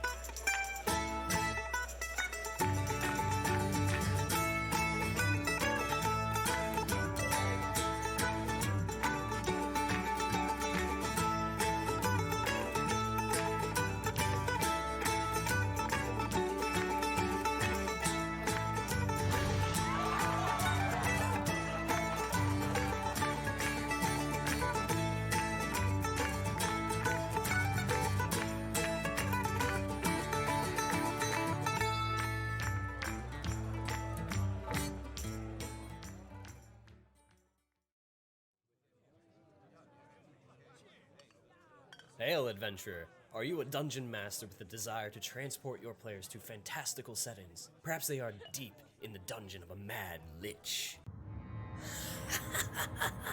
Fools, you've intervened for the last time. Let's see you survive my fireball. Or perhaps the party has just come across bandits, and the Goliath monk releases a flurry of blows and a stunning strike to gain control of the conflict. Nice rolls on the attack. Or maybe the party is taking a breather after another difficult quest. If this sounds like something you want at your next TTRPG session, then head over to battlebards.com. By subscribing to BattleBards Prime, you get the ability to immerse your players in your campaign. You'll get complete streaming access to the libraries of both BattleBards and Platemail games. And whether your game is in person or virtual, you won't be limited as you will have access to a caster and a mixer to be able to broadcast the tracks to all of your players. And of course, if you want to download and keep any tracks, then you get 20% off all in-store purchases. So what are you waiting for, adventurer? A quest posting at the local guild hall? Get over to battlebards.com and subscribe today, and use the coupon code ADVENTURE at checkout. Stay proficient, adventurers.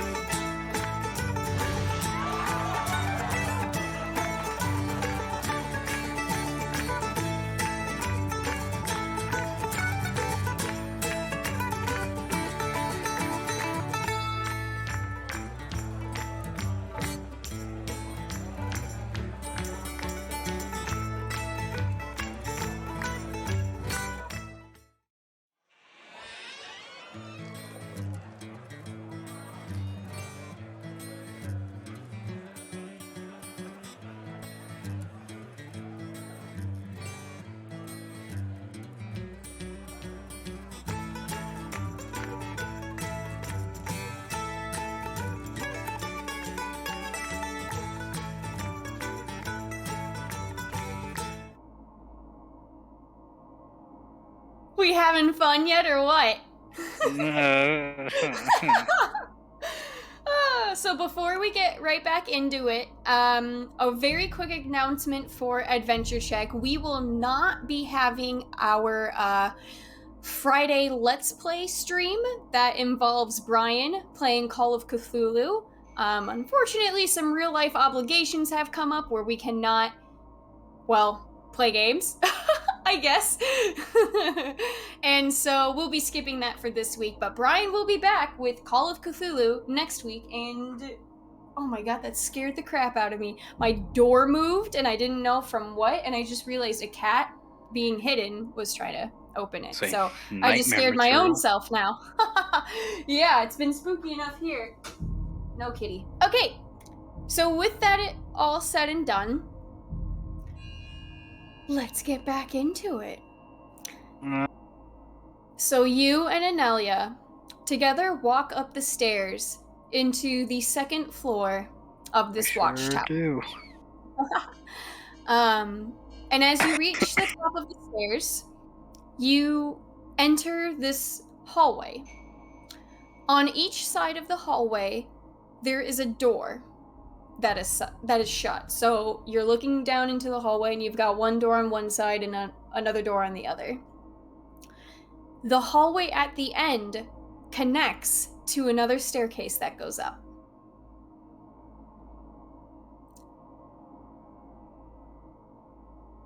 Which direction or door would you like to go or choose?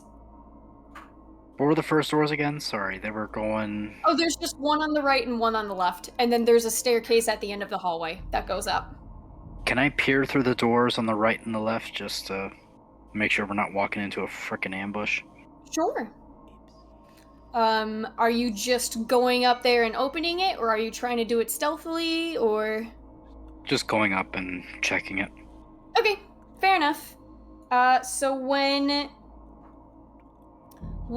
you go down the hallway and you start with the door on the right, you open it and you see this dusty, small room that's like a I guess a makeshift barracks, so to speak. It's got a few old, messy beds that are spread evenly across the room.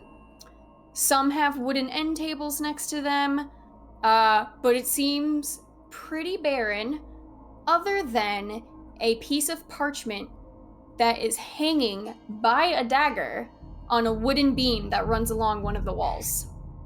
To the door on the left, unless you want to... Would you like to check that first, or...? Yes, I would like to check the parchment. Okay. So you walk into the barracks, and you you remove the dagger, and you lift the parchment up to see that there is writing on it.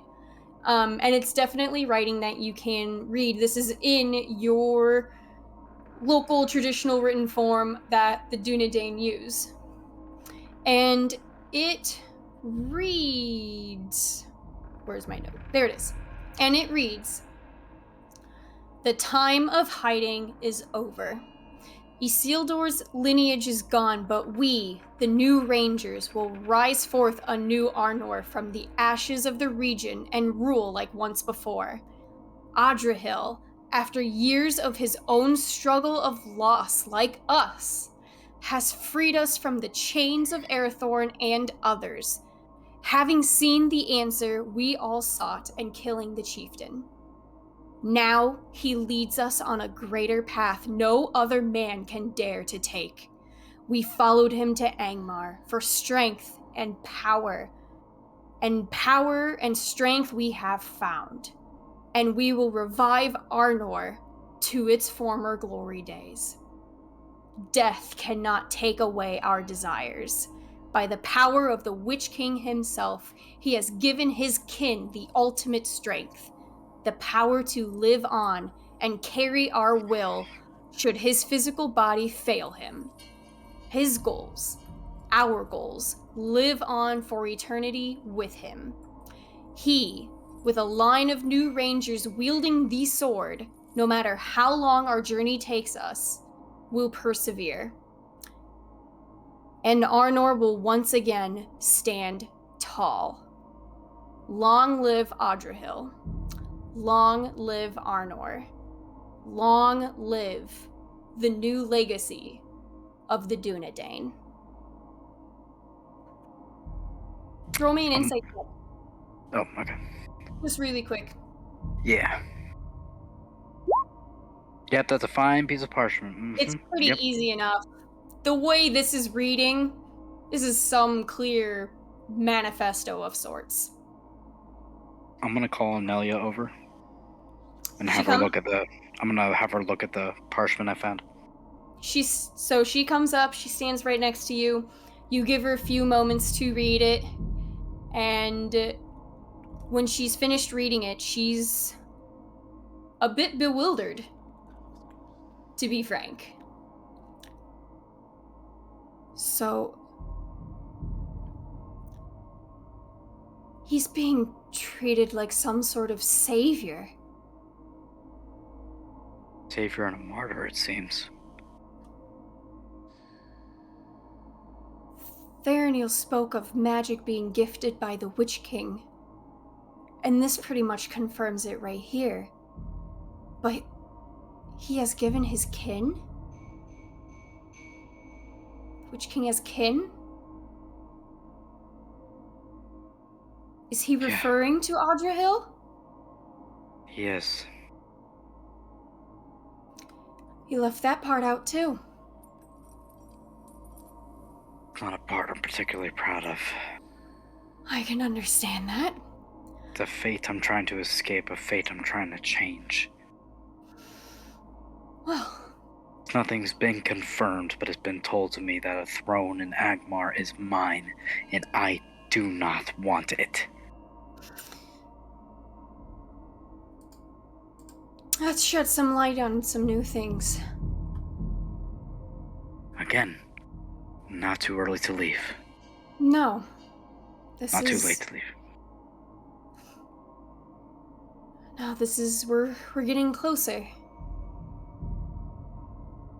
But so let me get this straight. Your father, by what sounds like corruption of some sort, killed your former chieftain. From what I read in a journal, that turned out to be true. His personal journal. And then it sounds like some others who either listened to him and was persuaded enough to follow him, or also was taken by some corruption to venture forth into Angmar to become these new rangers to try to rebuild Arnor? It appeared to be such. Whether he convinced them through his own personal followers, or through his new powers of persuasion through something like this sword. The sword. What does it say again? By the power of the Witch King himself, he has given his kin the ultimate strength, the power to live on and carry our will should his physical body fail him. His physical body has failed him, and I think this sword is the method and means to do it. And that would explain why you hear his voice. Can I tell you something, Anelia? What could be more surprising than some distant predecessor of the Witch King being in front of me? I think I'm holding a weapon of the Witch King.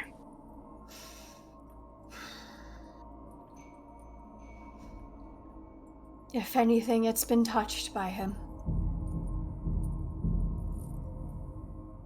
In that case, until I get a definite answer. By the end of this, I'm either throwing a sword, destroying it in some shape or form, or we're cleansing it. One or two things are gonna happen. Either way, this sword is leaving Arnor completely different. Either in pieces or purified. I agree. Well, let's check the other room. Who knows what kind of goodies are in there?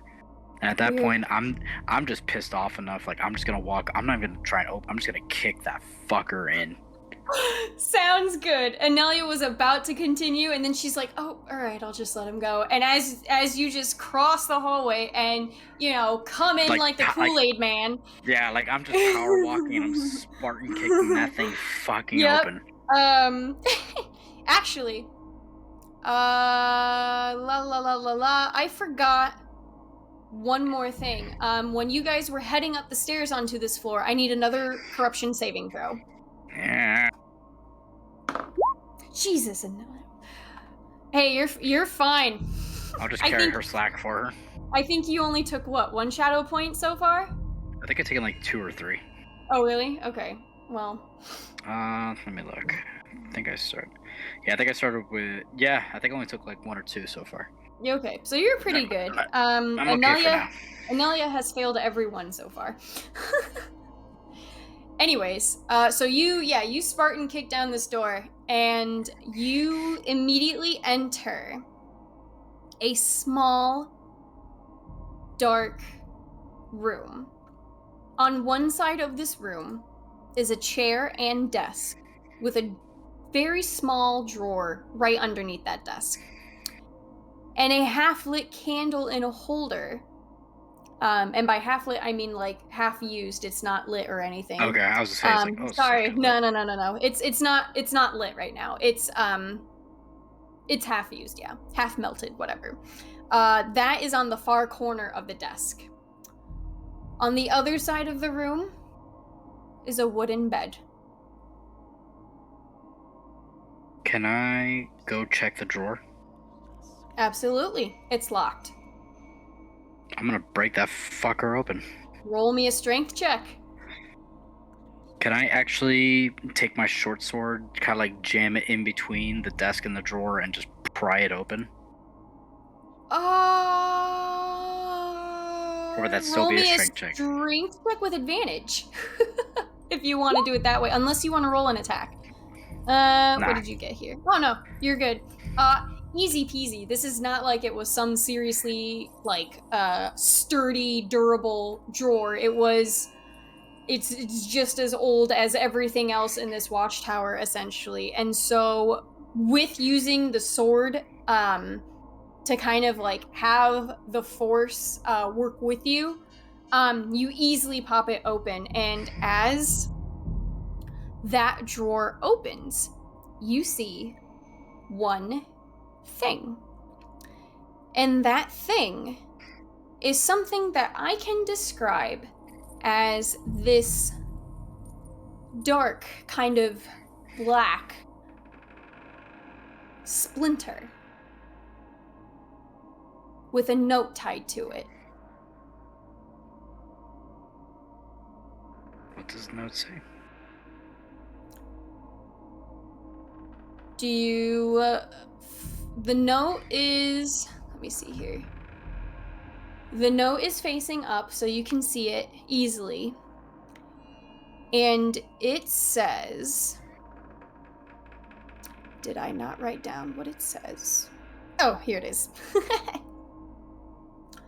It says, "No going back. The time for change has come."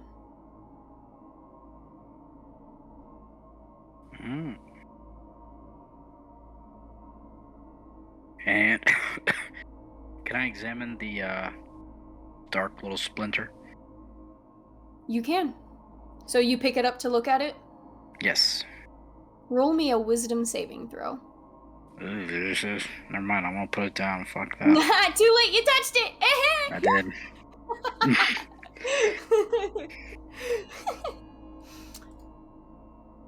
Maethon, when you pick this up to look at it,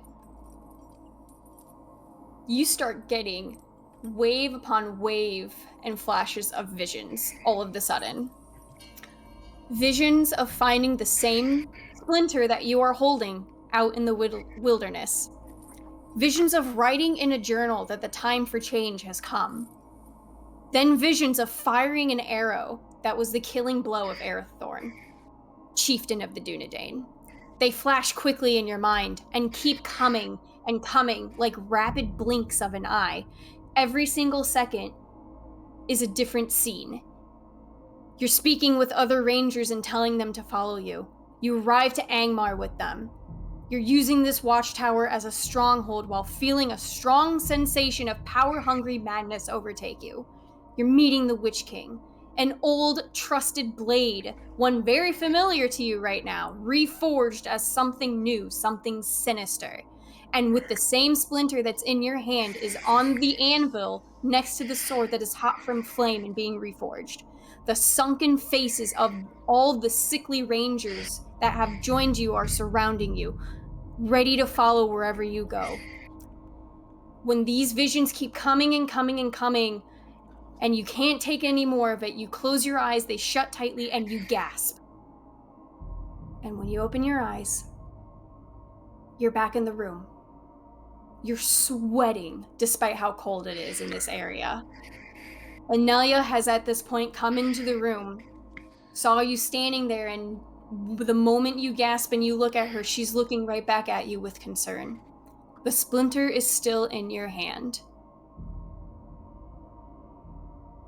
I'm gonna just kind of like slam it on the table, look at Anelia as like, I think I know how this sword was forged.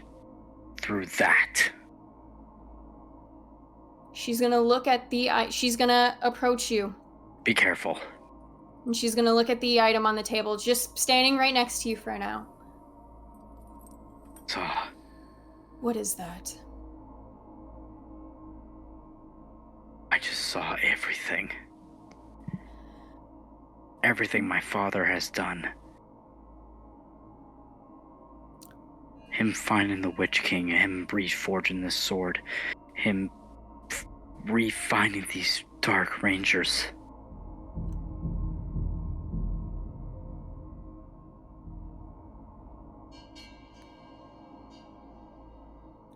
I forgot one last thing. On that note is more than just that writing. Underneath that writing is a date. And you don't need to roll for this. You know very much what this date is and its significance. Because it is the date that Arathorn II, Chieftain of the Dúnedain, killed. Anelia will look at you. Go ahead. I was like, I got the feeling the splinter was my father's. Did you...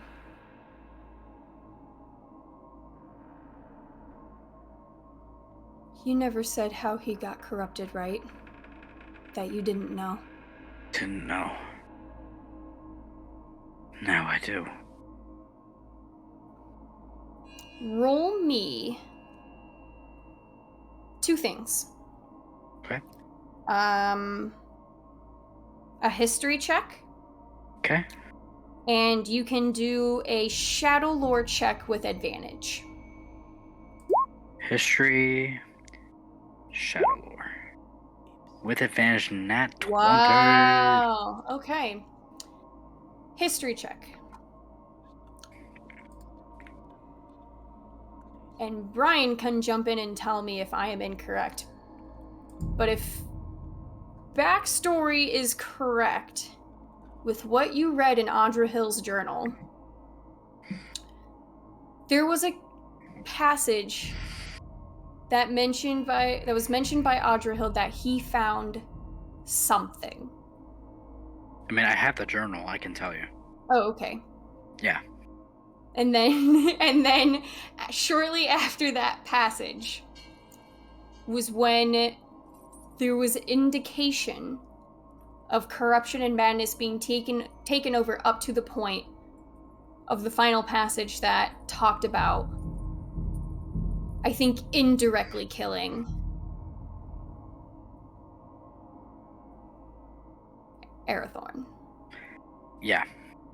Okay. So, wasn't sure if that was completely misremembered or not, but No, so the final passage, as it's read, is, "It is done. An arrow through his eye. The conditions have been met. Forgive me, my chieftain." Gotcha. But beforehand, he did say he found something. Yeah, it's not really so much found. It's pretty much like the cost is high, but the reward of power, I can restore Arnor. Okay.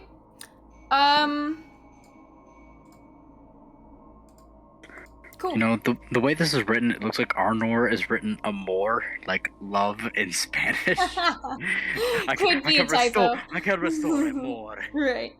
So, based off of that, what you read in his journal, roll me an insight check, and then I'll address the shadow lore check. Okay. Boop. Easy enough.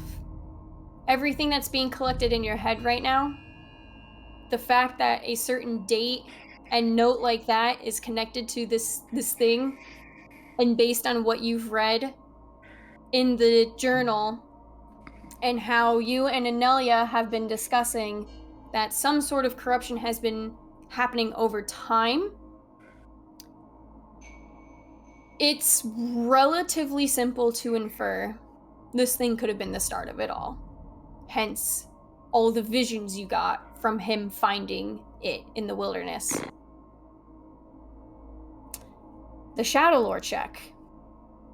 I had it with advantage because as you would examine it more closely, Anelia would look at it more closely too without touching it since you're still holding it. Oh no, I slammed it on the desk. Right. Okay. Yeah. So you slammed it on the desk. So both of you will kind of move your heads a little closer to take a look at it without touching it, because of your warning. And you are able to recognize, and so is she, with the two of you working together, this is a shard of a Morgul knife. Oh. So you know what that is based on the reaction that I saw. For those that don't, and I'll say pretty much this knife. That's not a knife. This is a knife. A Morgul knife is something of just complete evil, shadow, and darkness in terms of types of weapons. It's a long knife that's it's one of those blades where you either can say it's a long knife or like a short sword, but regardless of, the point is that it has been used or was used by Nazgul to poison enemies. And so the moment that the both of you realize what this is, Anelia will let out a small gasp and she'll take a step back. But then she will look at you, finally in response to everything that you said. She will say, So you saw everything with this. This was his. I think so. That date doesn't mean anything. It's when he killed our chief. When he killed Arathorn.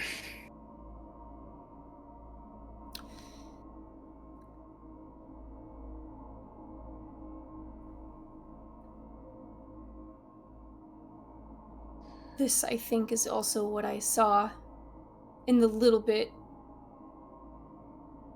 that I was able to get from touching the sword back in Sunstead. If this is what started it all, according to you, this might be the key to unlock this curse that we were looking for. What should we do with it? Destroy it? Bring it with us?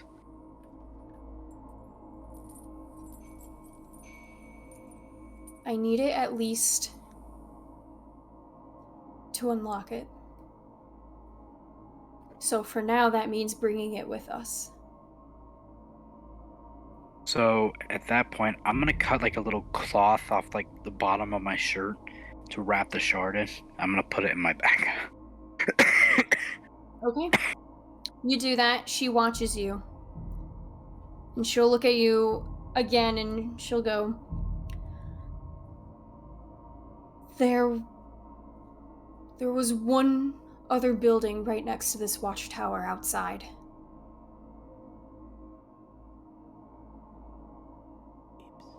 There might be something in there that we may be able to use to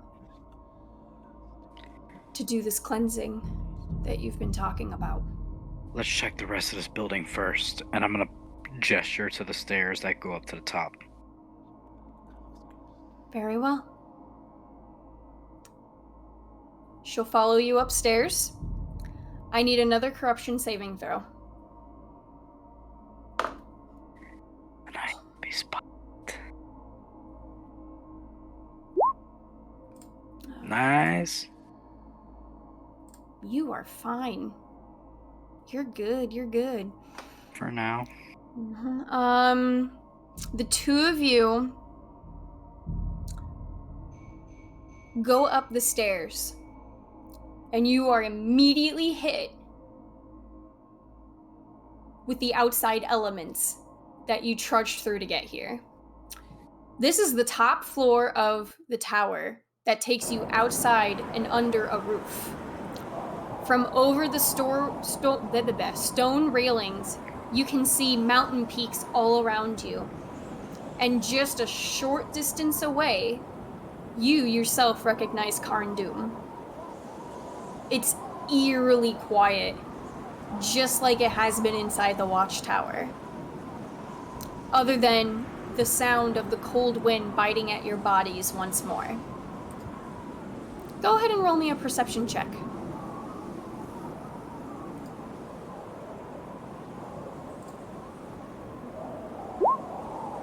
Hey. You take a glance around because there's nothing up here. There's like no tables or anything. It's just the outside.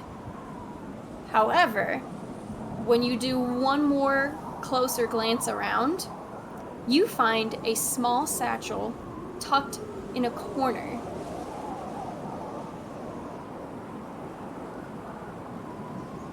And I will go get it. Okay. You pick up the satchel, you open it. In it are 2 bottles with liquid inside them. They look like potions to you. Do I know what kind of potion? Or would roll. Anelia know? Because can I call her over and examine it with me? Yeah, Anelia, if you want to figure it out yourself, but with Anelia's assistance, you can roll nature with advantage. Or you can just ask her to see if she knows. Nature with advantage, let's take it. Alrighty. Dirty 20. Cool. Easy enough between the two of you. She will look at the potions and she'll go, that's hagweed inside. And the two of you then come to the conclusion that these are potions of hagweed, which, these potions give a person advantage on corruption saving throws for a week. Well, with that, I will give one to me and I will give one to her, and we'll take it right here while we're in fucking Angmar. Sounds good. She chugs it instantly. She's like, oh my god, I need the help. And that's that. You see nothing else up here. And it's colder now because you're actually outside. Okay, we're gonna go back inside and we're gonna make our way to the other building. All right. And as you two do that, one more corruption saving throw. With advantage now? Yep. Anelia, why? You're good. She's not. So You... So, how do I want to do this? So you two go down back to the second floor. You just go straight down the hallway, and then you immediately reach the first floor. And you are about halfway across the room on the first floor before, once again, the ghost of Therinil shows up right in front of you, face to face. And I'll say his name. Therinil. He looks at you and he just goes, "Take me with you. I can help." Come with me, brother. He nods.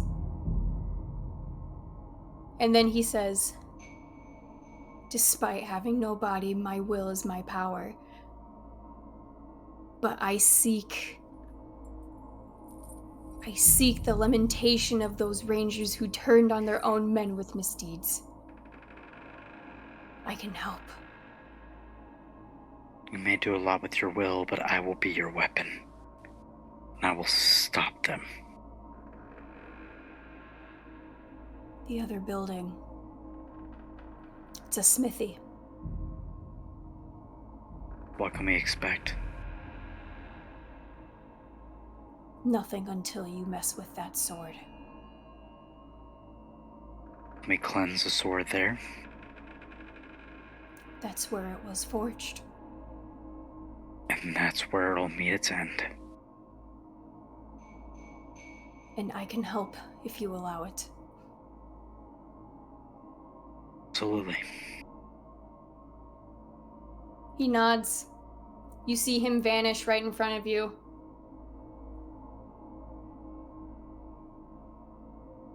And at that point, if I don't feel any more of his presence, I'm assuming Anelia can see and hear him too. Okay. Roll me. I'll even just ask her.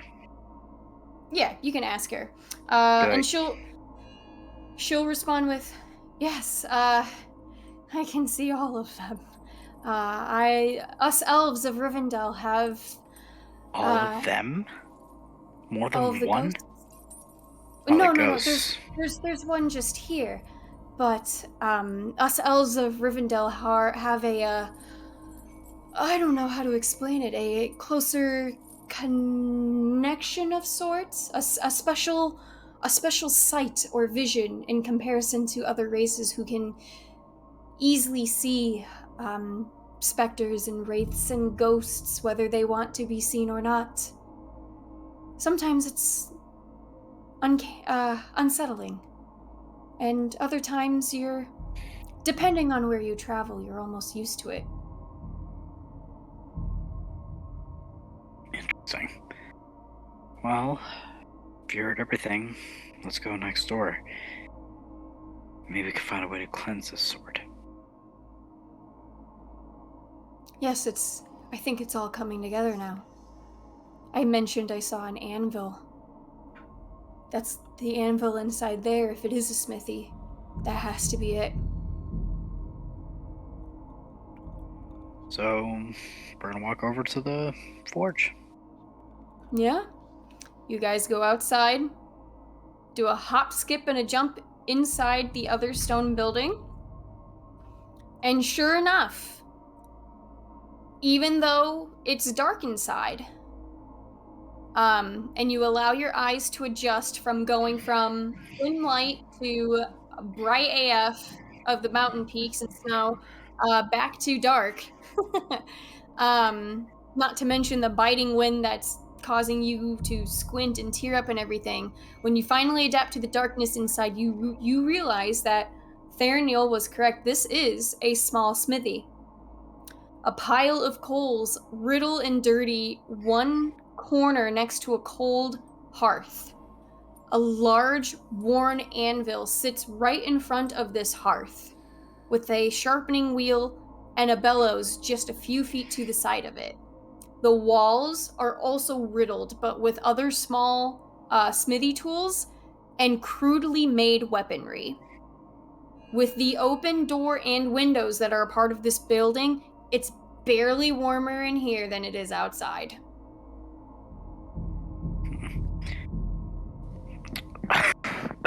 Alright, I'm gonna look at Anelia and go, what do you think?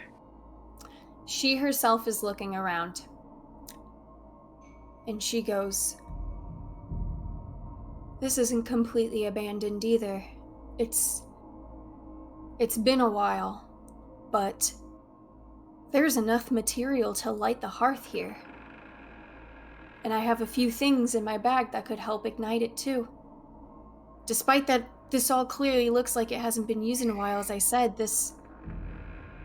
we can do it right here. Which I think we must. Let's get started. I will need a few minutes to light the fire in the hearth. And once it's hot enough, we can begin. Whatever you need, I will assist. I can't promise what will happen the moment I start this. This is not normal for working with weapons, even as an elven smith myself, regardless of how new this venture is for me. But whatever magic is inside that sword, it can try to resist once we begin. Are you ready? I am. Very well. And without further conversation, she puts down her backpack and adventuring gear right down next to the hearth. You see her kind of roll her shoulders a bit and crack her neck here and there, and she's getting ready, and she gets to work. You see her taking coal that's from that pile in the corner, and she makes sure the supply is set inside the hearth. You then see her trying to mess with the heart a little bit to get something started, realizes it could use a little help, so she grabs a flask of oil and a torch from her adventuring gear, lights it, and then uses that to give the hearth a little bit more help. After she does that and gets something going, and as she waits for that to get hot enough, she takes the torch, finds a sconce on one of the walls, and she puts it on. So now the room is dimly lit for people to see. Which I believe... Do you have dark vision? No. Okay. It's dimly lit, so it's good enough anyway. Where am I? So a few minutes pass, and it's getting a little tense because both of you are now getting filled with the anxiety of what may come, and you're just being a little impatient with nerves at this rate. When the hearth is hot enough to Anelia's standards, she walks up to you, Maethon, and she holds her hand out for the sword. And the splinter. And I will hand you both. Okay. She takes the sword when the... are you Actually, giving... With a slight hesitation, I will hand you Bane of the Dúnedain. Yes, that sword. Yes. So with Okay. that, it'll be like a slight hesitation. Oh, I see. Just because of where we are. Yep. She'll notice and she'll go, still not too late to leave. No. And like at that realization, he'll unhook it from his belt and do like a quick handoff to her. She'll take the sword by the hilt. How are you giving her the shard? Still in the little cloth I wrapped it in. Okay. She... And like a slight little hesitation, be like... Okay. She says nothing for that, but gives a small nod once it's in her palm, and turns to face the hearth and anvil. At first, to free a hand, she'll put the sword on the anvil, and then take the cloth and also put that next to the sword on the anvil, and she unwraps the cloth to reveal the shard. She looks at the shard for a little longer, determining essentially how to proceed with this. But what you can even notice too, and she does right now also, that shard is starting to, how do I want to put this? Like emanating a small shadowy hue itself. It's not glowing, but it's like a kind of wispy magical type. Something's happening. Yeah. You can tell. She frowns at it for a moment. And then she takes the sword and she walks over to the hearth. And she will, as she begins to put the sword inside the hearth to warm it up with the fire, you hear her chant the same Quenya sentence that she said in Sunstead. Tan Emo, show yourself.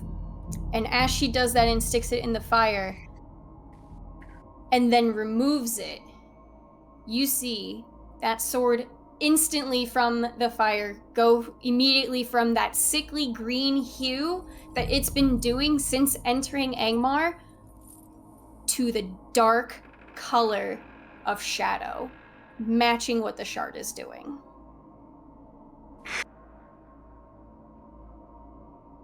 Alarmed, but poised, we'll say, Anelia will turn back around to face the anvil. She places the sword on it next to the shard, and then you see her reach for her belt, and she pulls up the elven smithing hammer that's been at her side this whole adventure. She looks at you, draws in a quick breath, and asks one more time, "Are you ready?" Do it. Clang! The noise of the hammer hitting the sword rings out loudly through the room, piercing the silence that is in that once ruled over this space. Her hammer then continues to hit the blade as she keeps going, and every time it hits, the sword flashes and flares up with this green necrotic magic-looking energy, gathering itself into a mist that starts to rise and form above Anelia's head. After a few more hammer strikes, and after the mist grows to a size of several feet across, it moves. It sifts through the air toward you, Maethon, and your stomach drops when the mist gently lands on the earth in front of you and takes the form of the man you know all too well. The man that you aim to get rid of once and for all. Adrahil, the Betrayer. I'm just gonna look as I see it just take form, just go, Father. Give me 1 second. That should be... Did I do that? Nope. KO. Ooh. You say that, and that voice you've heard this whole time now comes from the form you see before you. A grin spreads across the wraith-like face, and he goes, "Here at last, my son.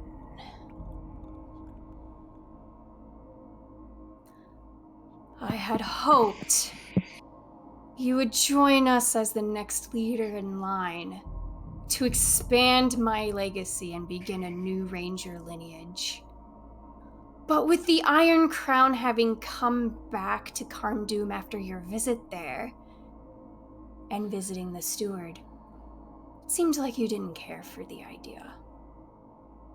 Yeah, forgive me if I didn't want to give in like you did, you fucking coward. You don't understand. Don't understand what? You abandoned your tribe, abandoned your only fucking son. I am trying to revive Arnor for once it was! Look around, Father. Is it revived? Is anything restored in Arnor? No, it's only darker. In time. How much do you need, Father? You will see. You will not achieve what you are seeking to do with this sword. Cleanse it or whatever you want to call it. As long as it remains how it is, I am still here, and I will stop you from trying to stop me anymore. Then how about this?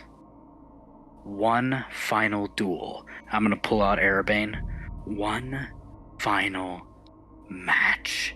As I pull out the iron short sword. One will live. One will die. Just you and me, Father. The grin comes back and grows even further across this wraith, and he goes, "Let's end this." And I'm gonna point my sword towards him, almost like a warrior's acceptance into a duel, and just goes, "Goodbye." The last time I ever call him this, but goodbye, Arathorn. Damn it, Adrahil the Betrayer. Roll me initiative.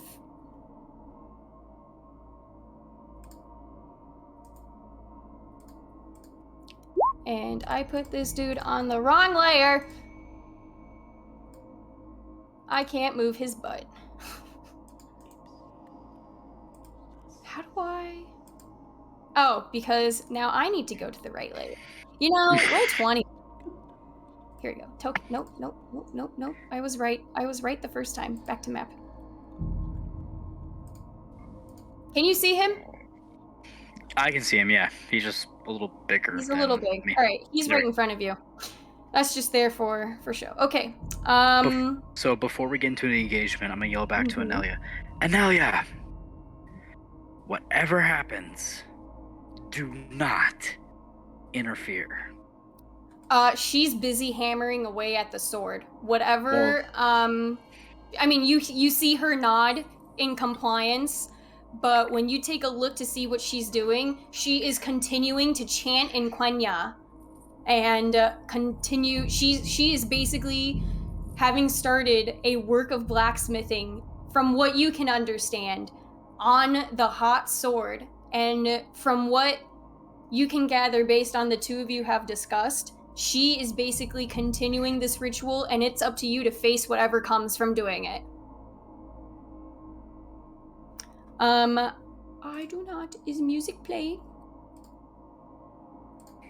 No. Okay. But you rolled initiative? I need to roll initiative for him.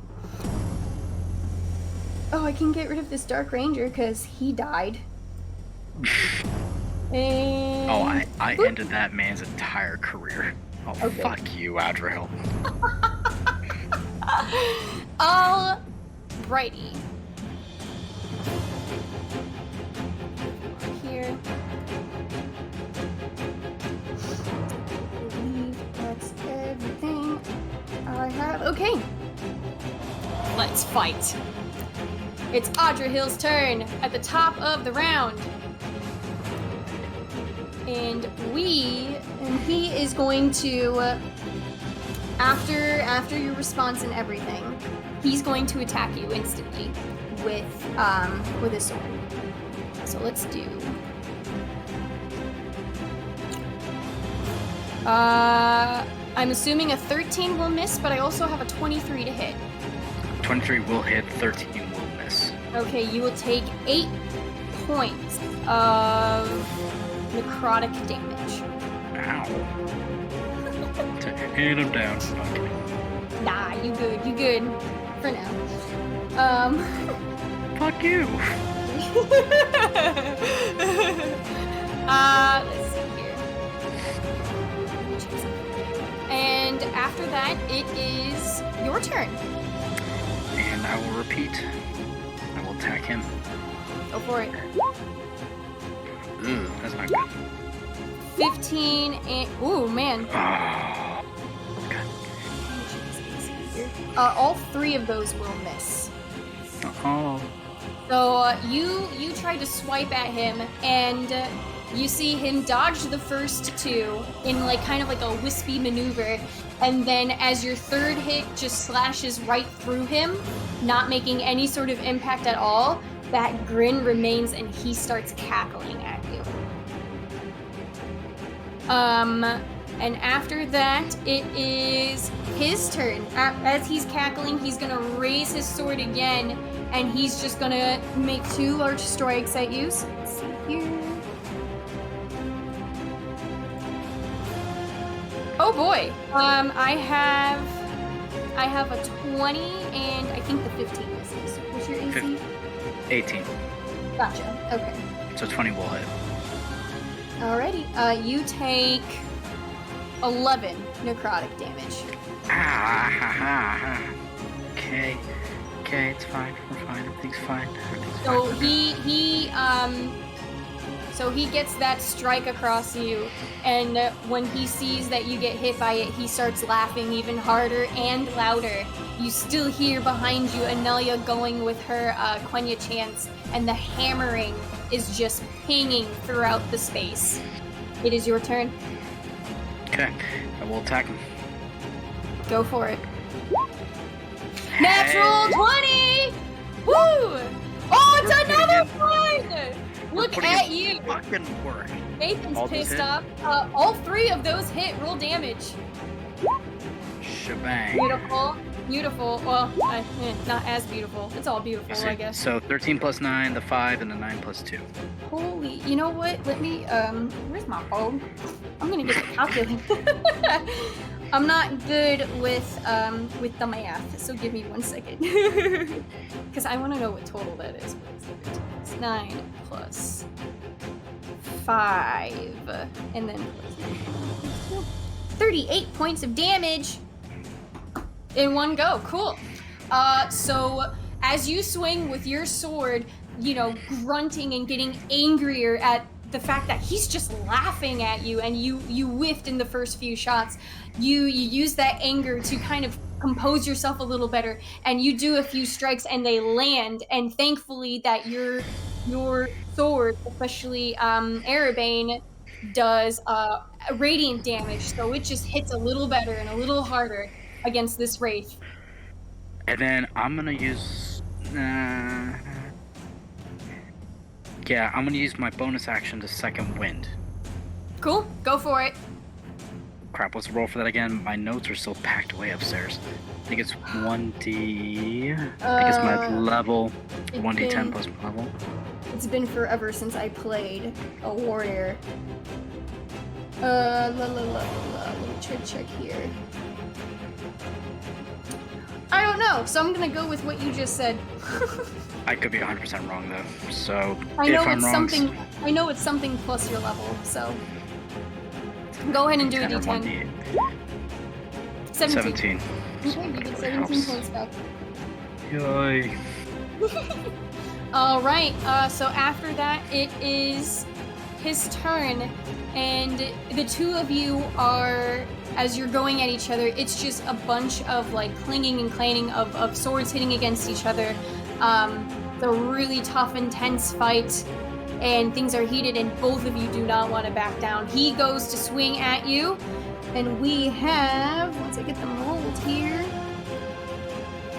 a natural 1 and a 16, so he whiffs this time completely.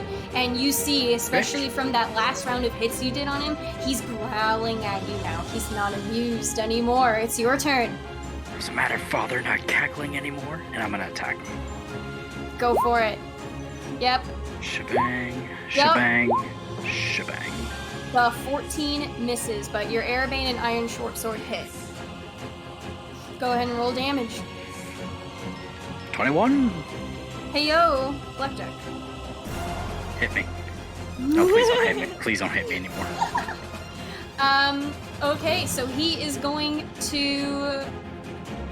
It's his turn now, and he's going to attack you.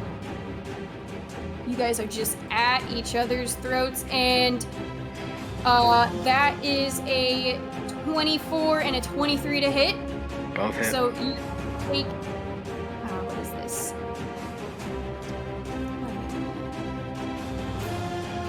20 26 points of necrotic damage. Holy shit, dude. I don't think he liked what you said. You said 26? Yes, sorry, but you cut out there on my end. 26, yeah. Okay. Give me a second, win that shit. Okay. Alrighty. Yeah, he did not like what you had to say, but it is your turn. What you gonna do? Fucking do it again. 12. I'm misses. gonna spend inspiration to reroll that. Go for it. This calls for it. Oh. Ah, Nice okay. try. Short sword, come on, do some work. Maybe. All of that misses. Damn. Okay, I'm action searching that. Go for it. Rerolling all of that shit. Oh, that's not a good sign either. Oh, that's really not a good sign. Okay, maybe. The 21 just hits. Wow. 5. Alrighty. Well, bad time to spend that action surge. And an inspiration. Goddamn. No problem. Cool, I'm dying here today, kids. So it's his turn now, and he's going to, he continues to ground. He's gonna keep slashing at you as you two just pretty much dance around each other with swords flying all around you. Both of you just, are you dual wielding? Yeah? Yes. Yeah. So you're dual wielding, so you've got more swords flying at him, and he's just either parrying or letting his wraith figure let, kind of like the non-radiant, non-magical ones go through him. And so he is now going to swing at you.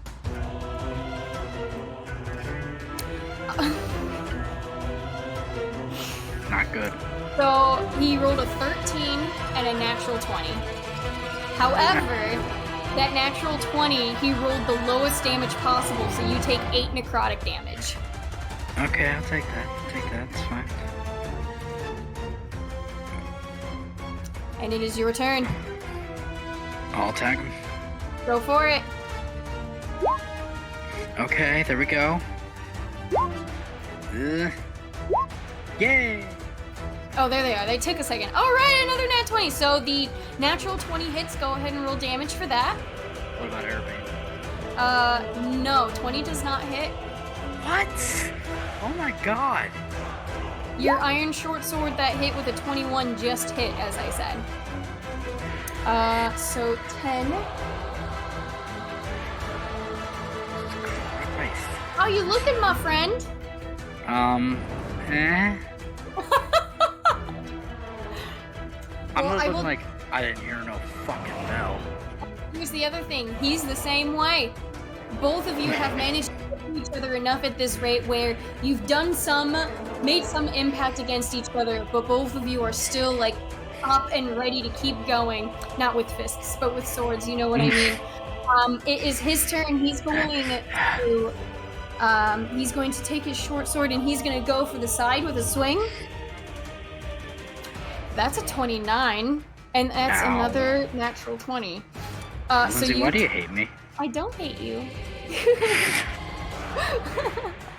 You take, let me see here.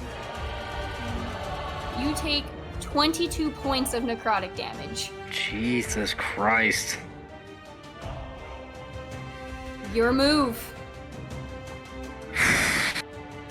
Let's keep swinging. I'm going down, but I'm going down swinging. And you still hear the pings.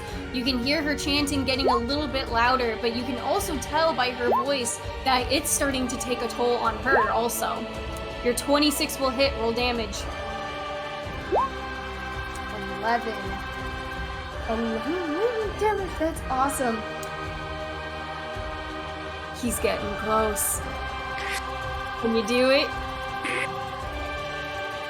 He's gonna swipe at you. Please, no swipe or no swiping. Please.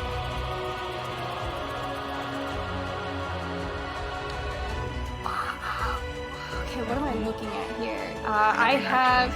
Hold on, it's taking forever to load for whatever reason.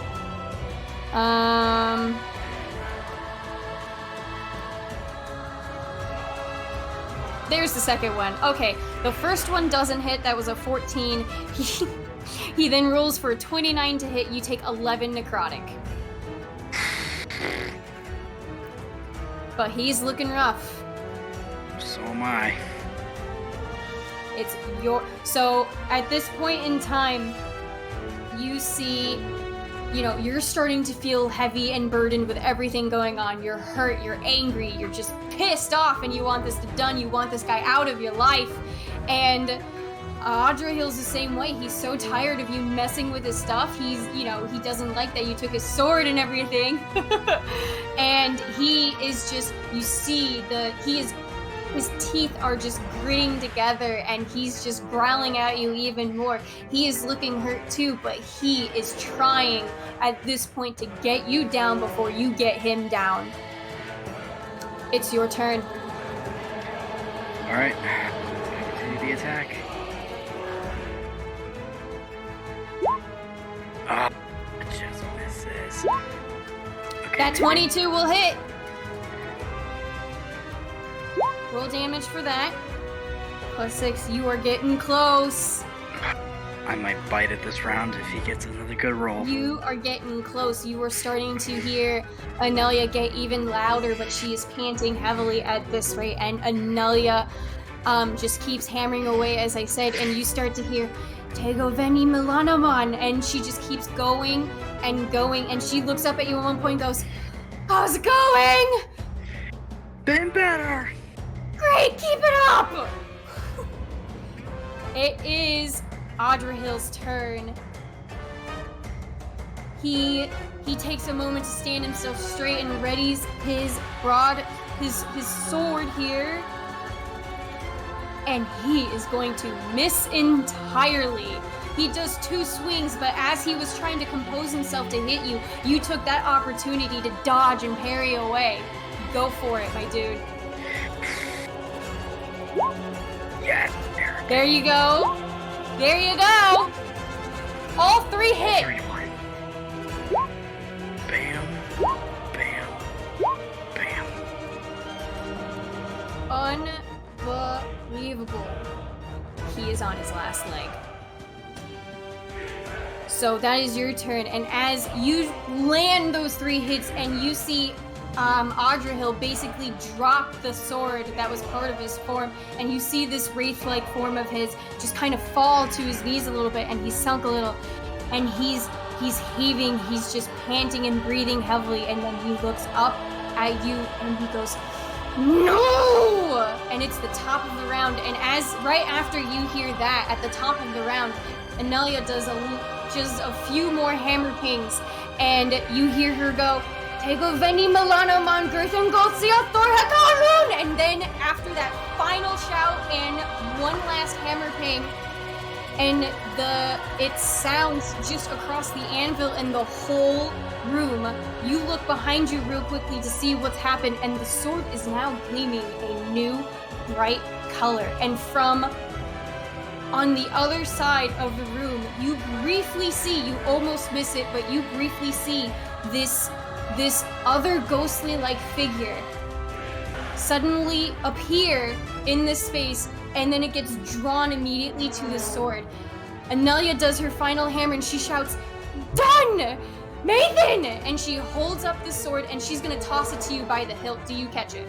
Yes, I'm gonna turn around, snap to catch it, very similar to what Ruthiel did for me in the Warg's Den, and look at my father and go, round 2 starts fucking now.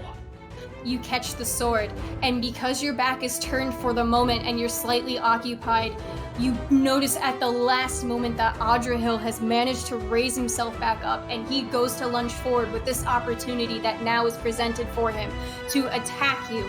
You quickly try to react at the last minute and you work to parry, but right as that parry occurs, the sword gleams this brand new brighter green color, and as the color is gleaming from that, it suddenly bursts from this sword into this sphere that surrounds you, and this sphere stops Adrahil in his tracks with his attack just held there, stopping at the sphere. And it seems like the sphere, it's another magical essence, and it's protecting you. And when you lower your parry to look more better in front of you, you see in the same magical essence of this shield, that ghostly figure you helped earlier today. You see Thranil spread out with his arms across as if he is shielding you from the attack with this magical essence he created as a spear. You hear Thranil growl at Adrahil. Adrahil recognizes Thranil and shrieks back at him with pure rage, even weaker and everything. Thranil looks back at you and gives you a nod. The sphere of this shield that was for you completely dissipates. You stand up with the sword. And it is your time. Maethon of the Dúnedain, son of Adrahil, liberator of the Greydelve, and so much more as a badass. Is there anything you want to do or say before you send your father into oblivion? I'm gonna look at him and go, your influence, your terror is done. At that point, I'm gonna take both swords up to slash an X up front, bring both swords up to slash both his arms, and bring him for a final scissor to cut off his head.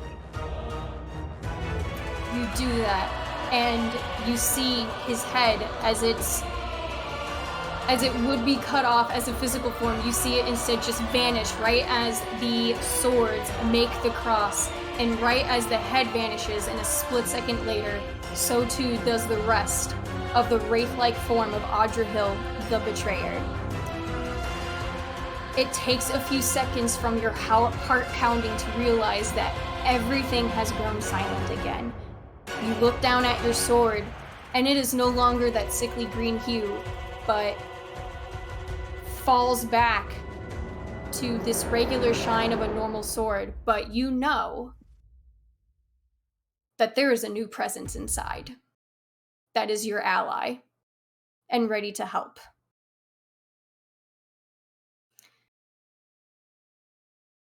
More moments pass.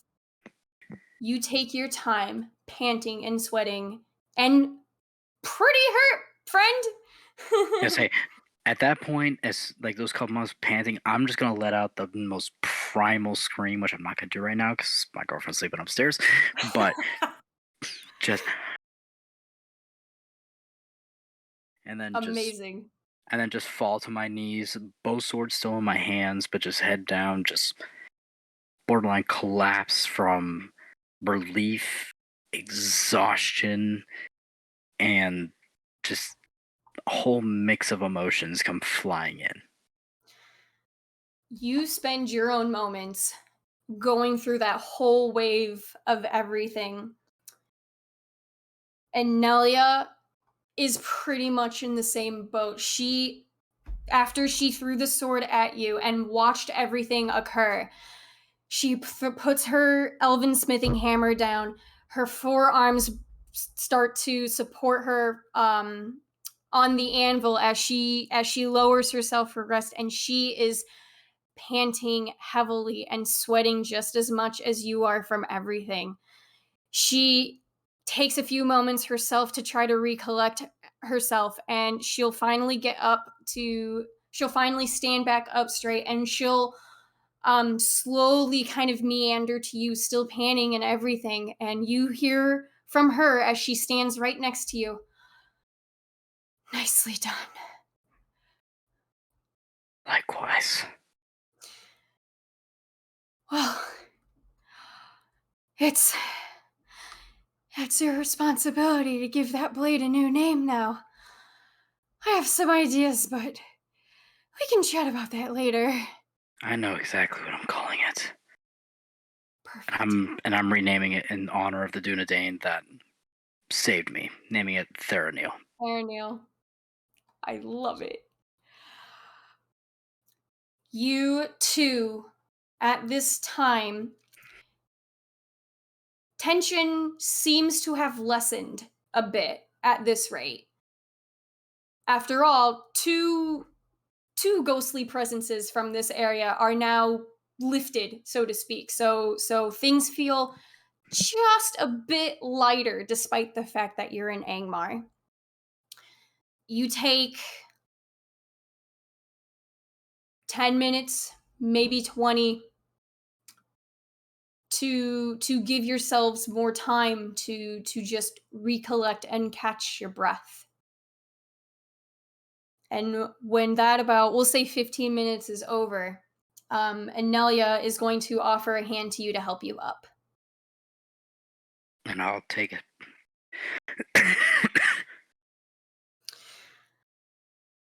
I think our work here is done, Maethon. I think so too. Roll me a perception check.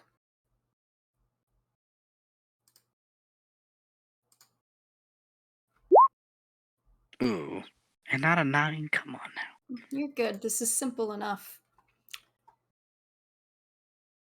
As you say that, you take another look around the smithy. The hearth is still open, hot with fire. God dang it. Everything seems to be just about as it was as you were starting this whole process, except for one thing. The shard of the Morgul blade is no longer on the anvil. As I look, I'm gonna go, where did it go? Where did what go? The shard. Oh, I left it on the anvil. I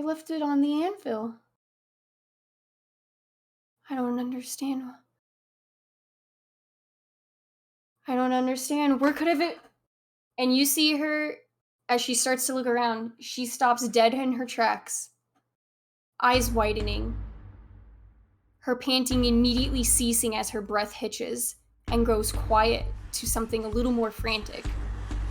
Her brown eyes are locked toward whatever direction she just tried to look at, toward the wall on the opposite side of the room from you two. And all you can hear her go is, "No."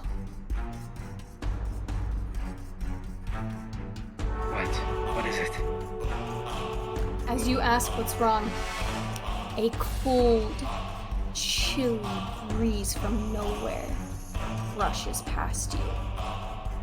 But when it hits your body, you feel as if it's actually going through you instead of just past.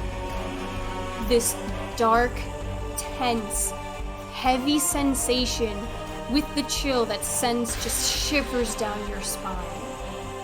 You look toward the direction that this breeze is going. It's the same direction that Anelia is looking. And you don't see anything. And she is silent, filled with pure terror. At that point, I'm gonna draw both my swords. Anelia! Roll me an insight check.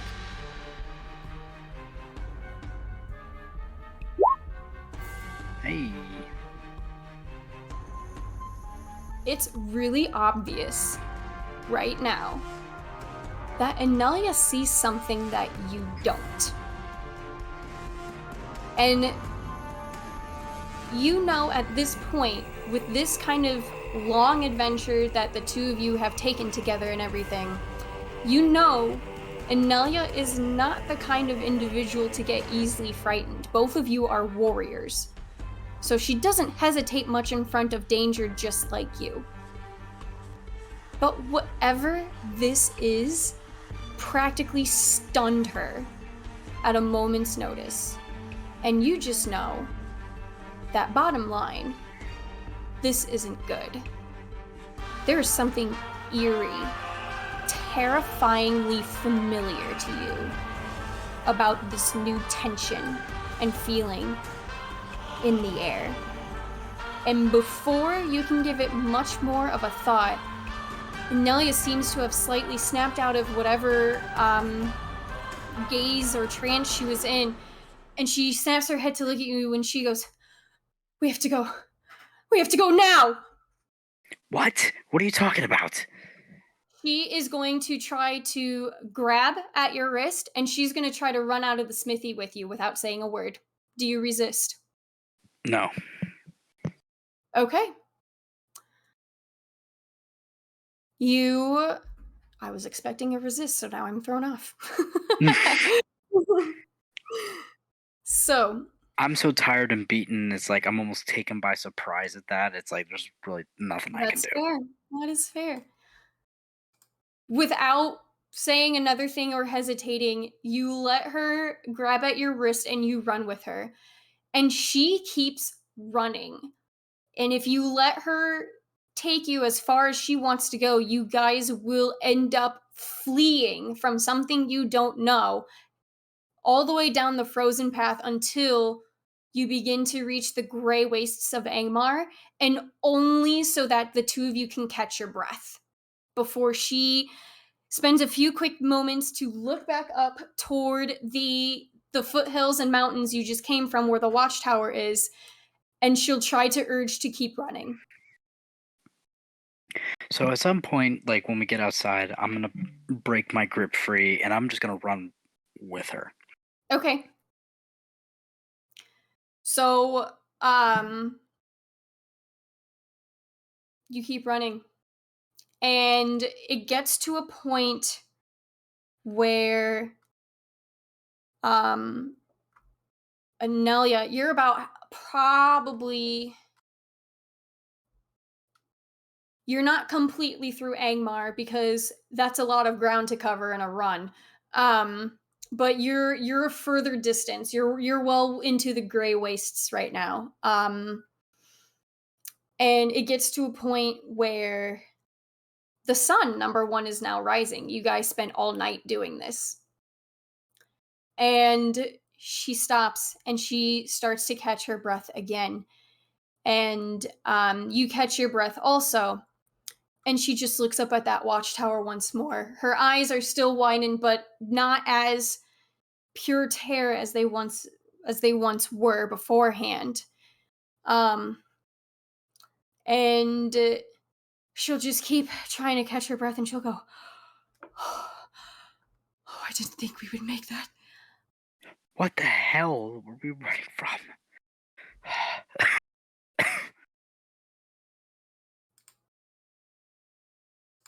You didn't. Right, you didn't. There was no way you could see it. It was. Uh. She's trying to collect her thoughts. I'm gonna grab her by the shoulders, like calm her down. It's like, Anelia, what was it? A tall being. White and wraith-like, with features of a man of old, robes, white robes billowing behind him like smoke. Long, dark sword.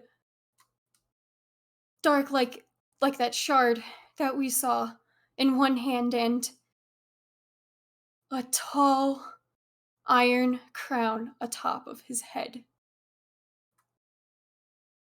At His that point, face. do I realize who it is? You only needed to hear Iron Crown to know exactly who she's talking about. The Witch King. Yeah. His face, his presence was just peering down at us. This pure evil smile, just the power and confidence to remove us in one strike if he willed it.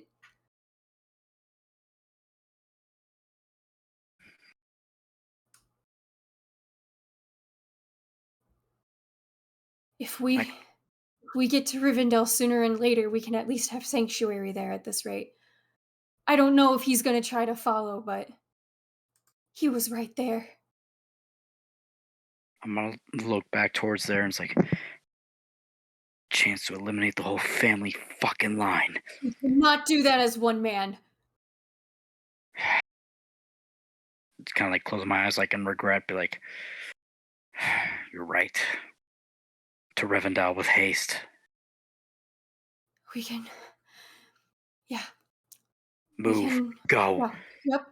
And she, without speaking any further, the two of you are going to make haste to Rivendell. So we're just going to fast forward to you guys having reached Rivendell. It's going to be a very exhausting journey having come back or going back there.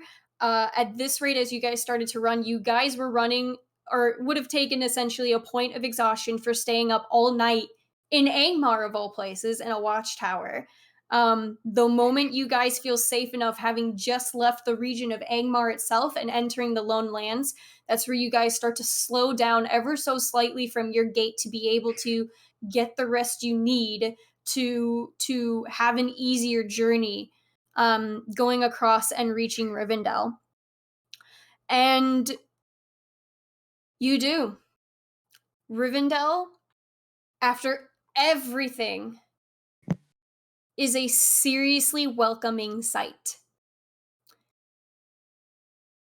The two of you remain there for a time as an extended rest, or player phrase, a fellowship phase, so to speak.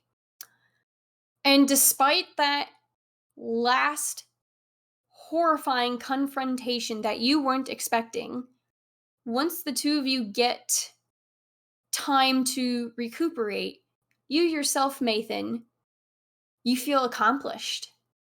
You feel lighter. And your new sword,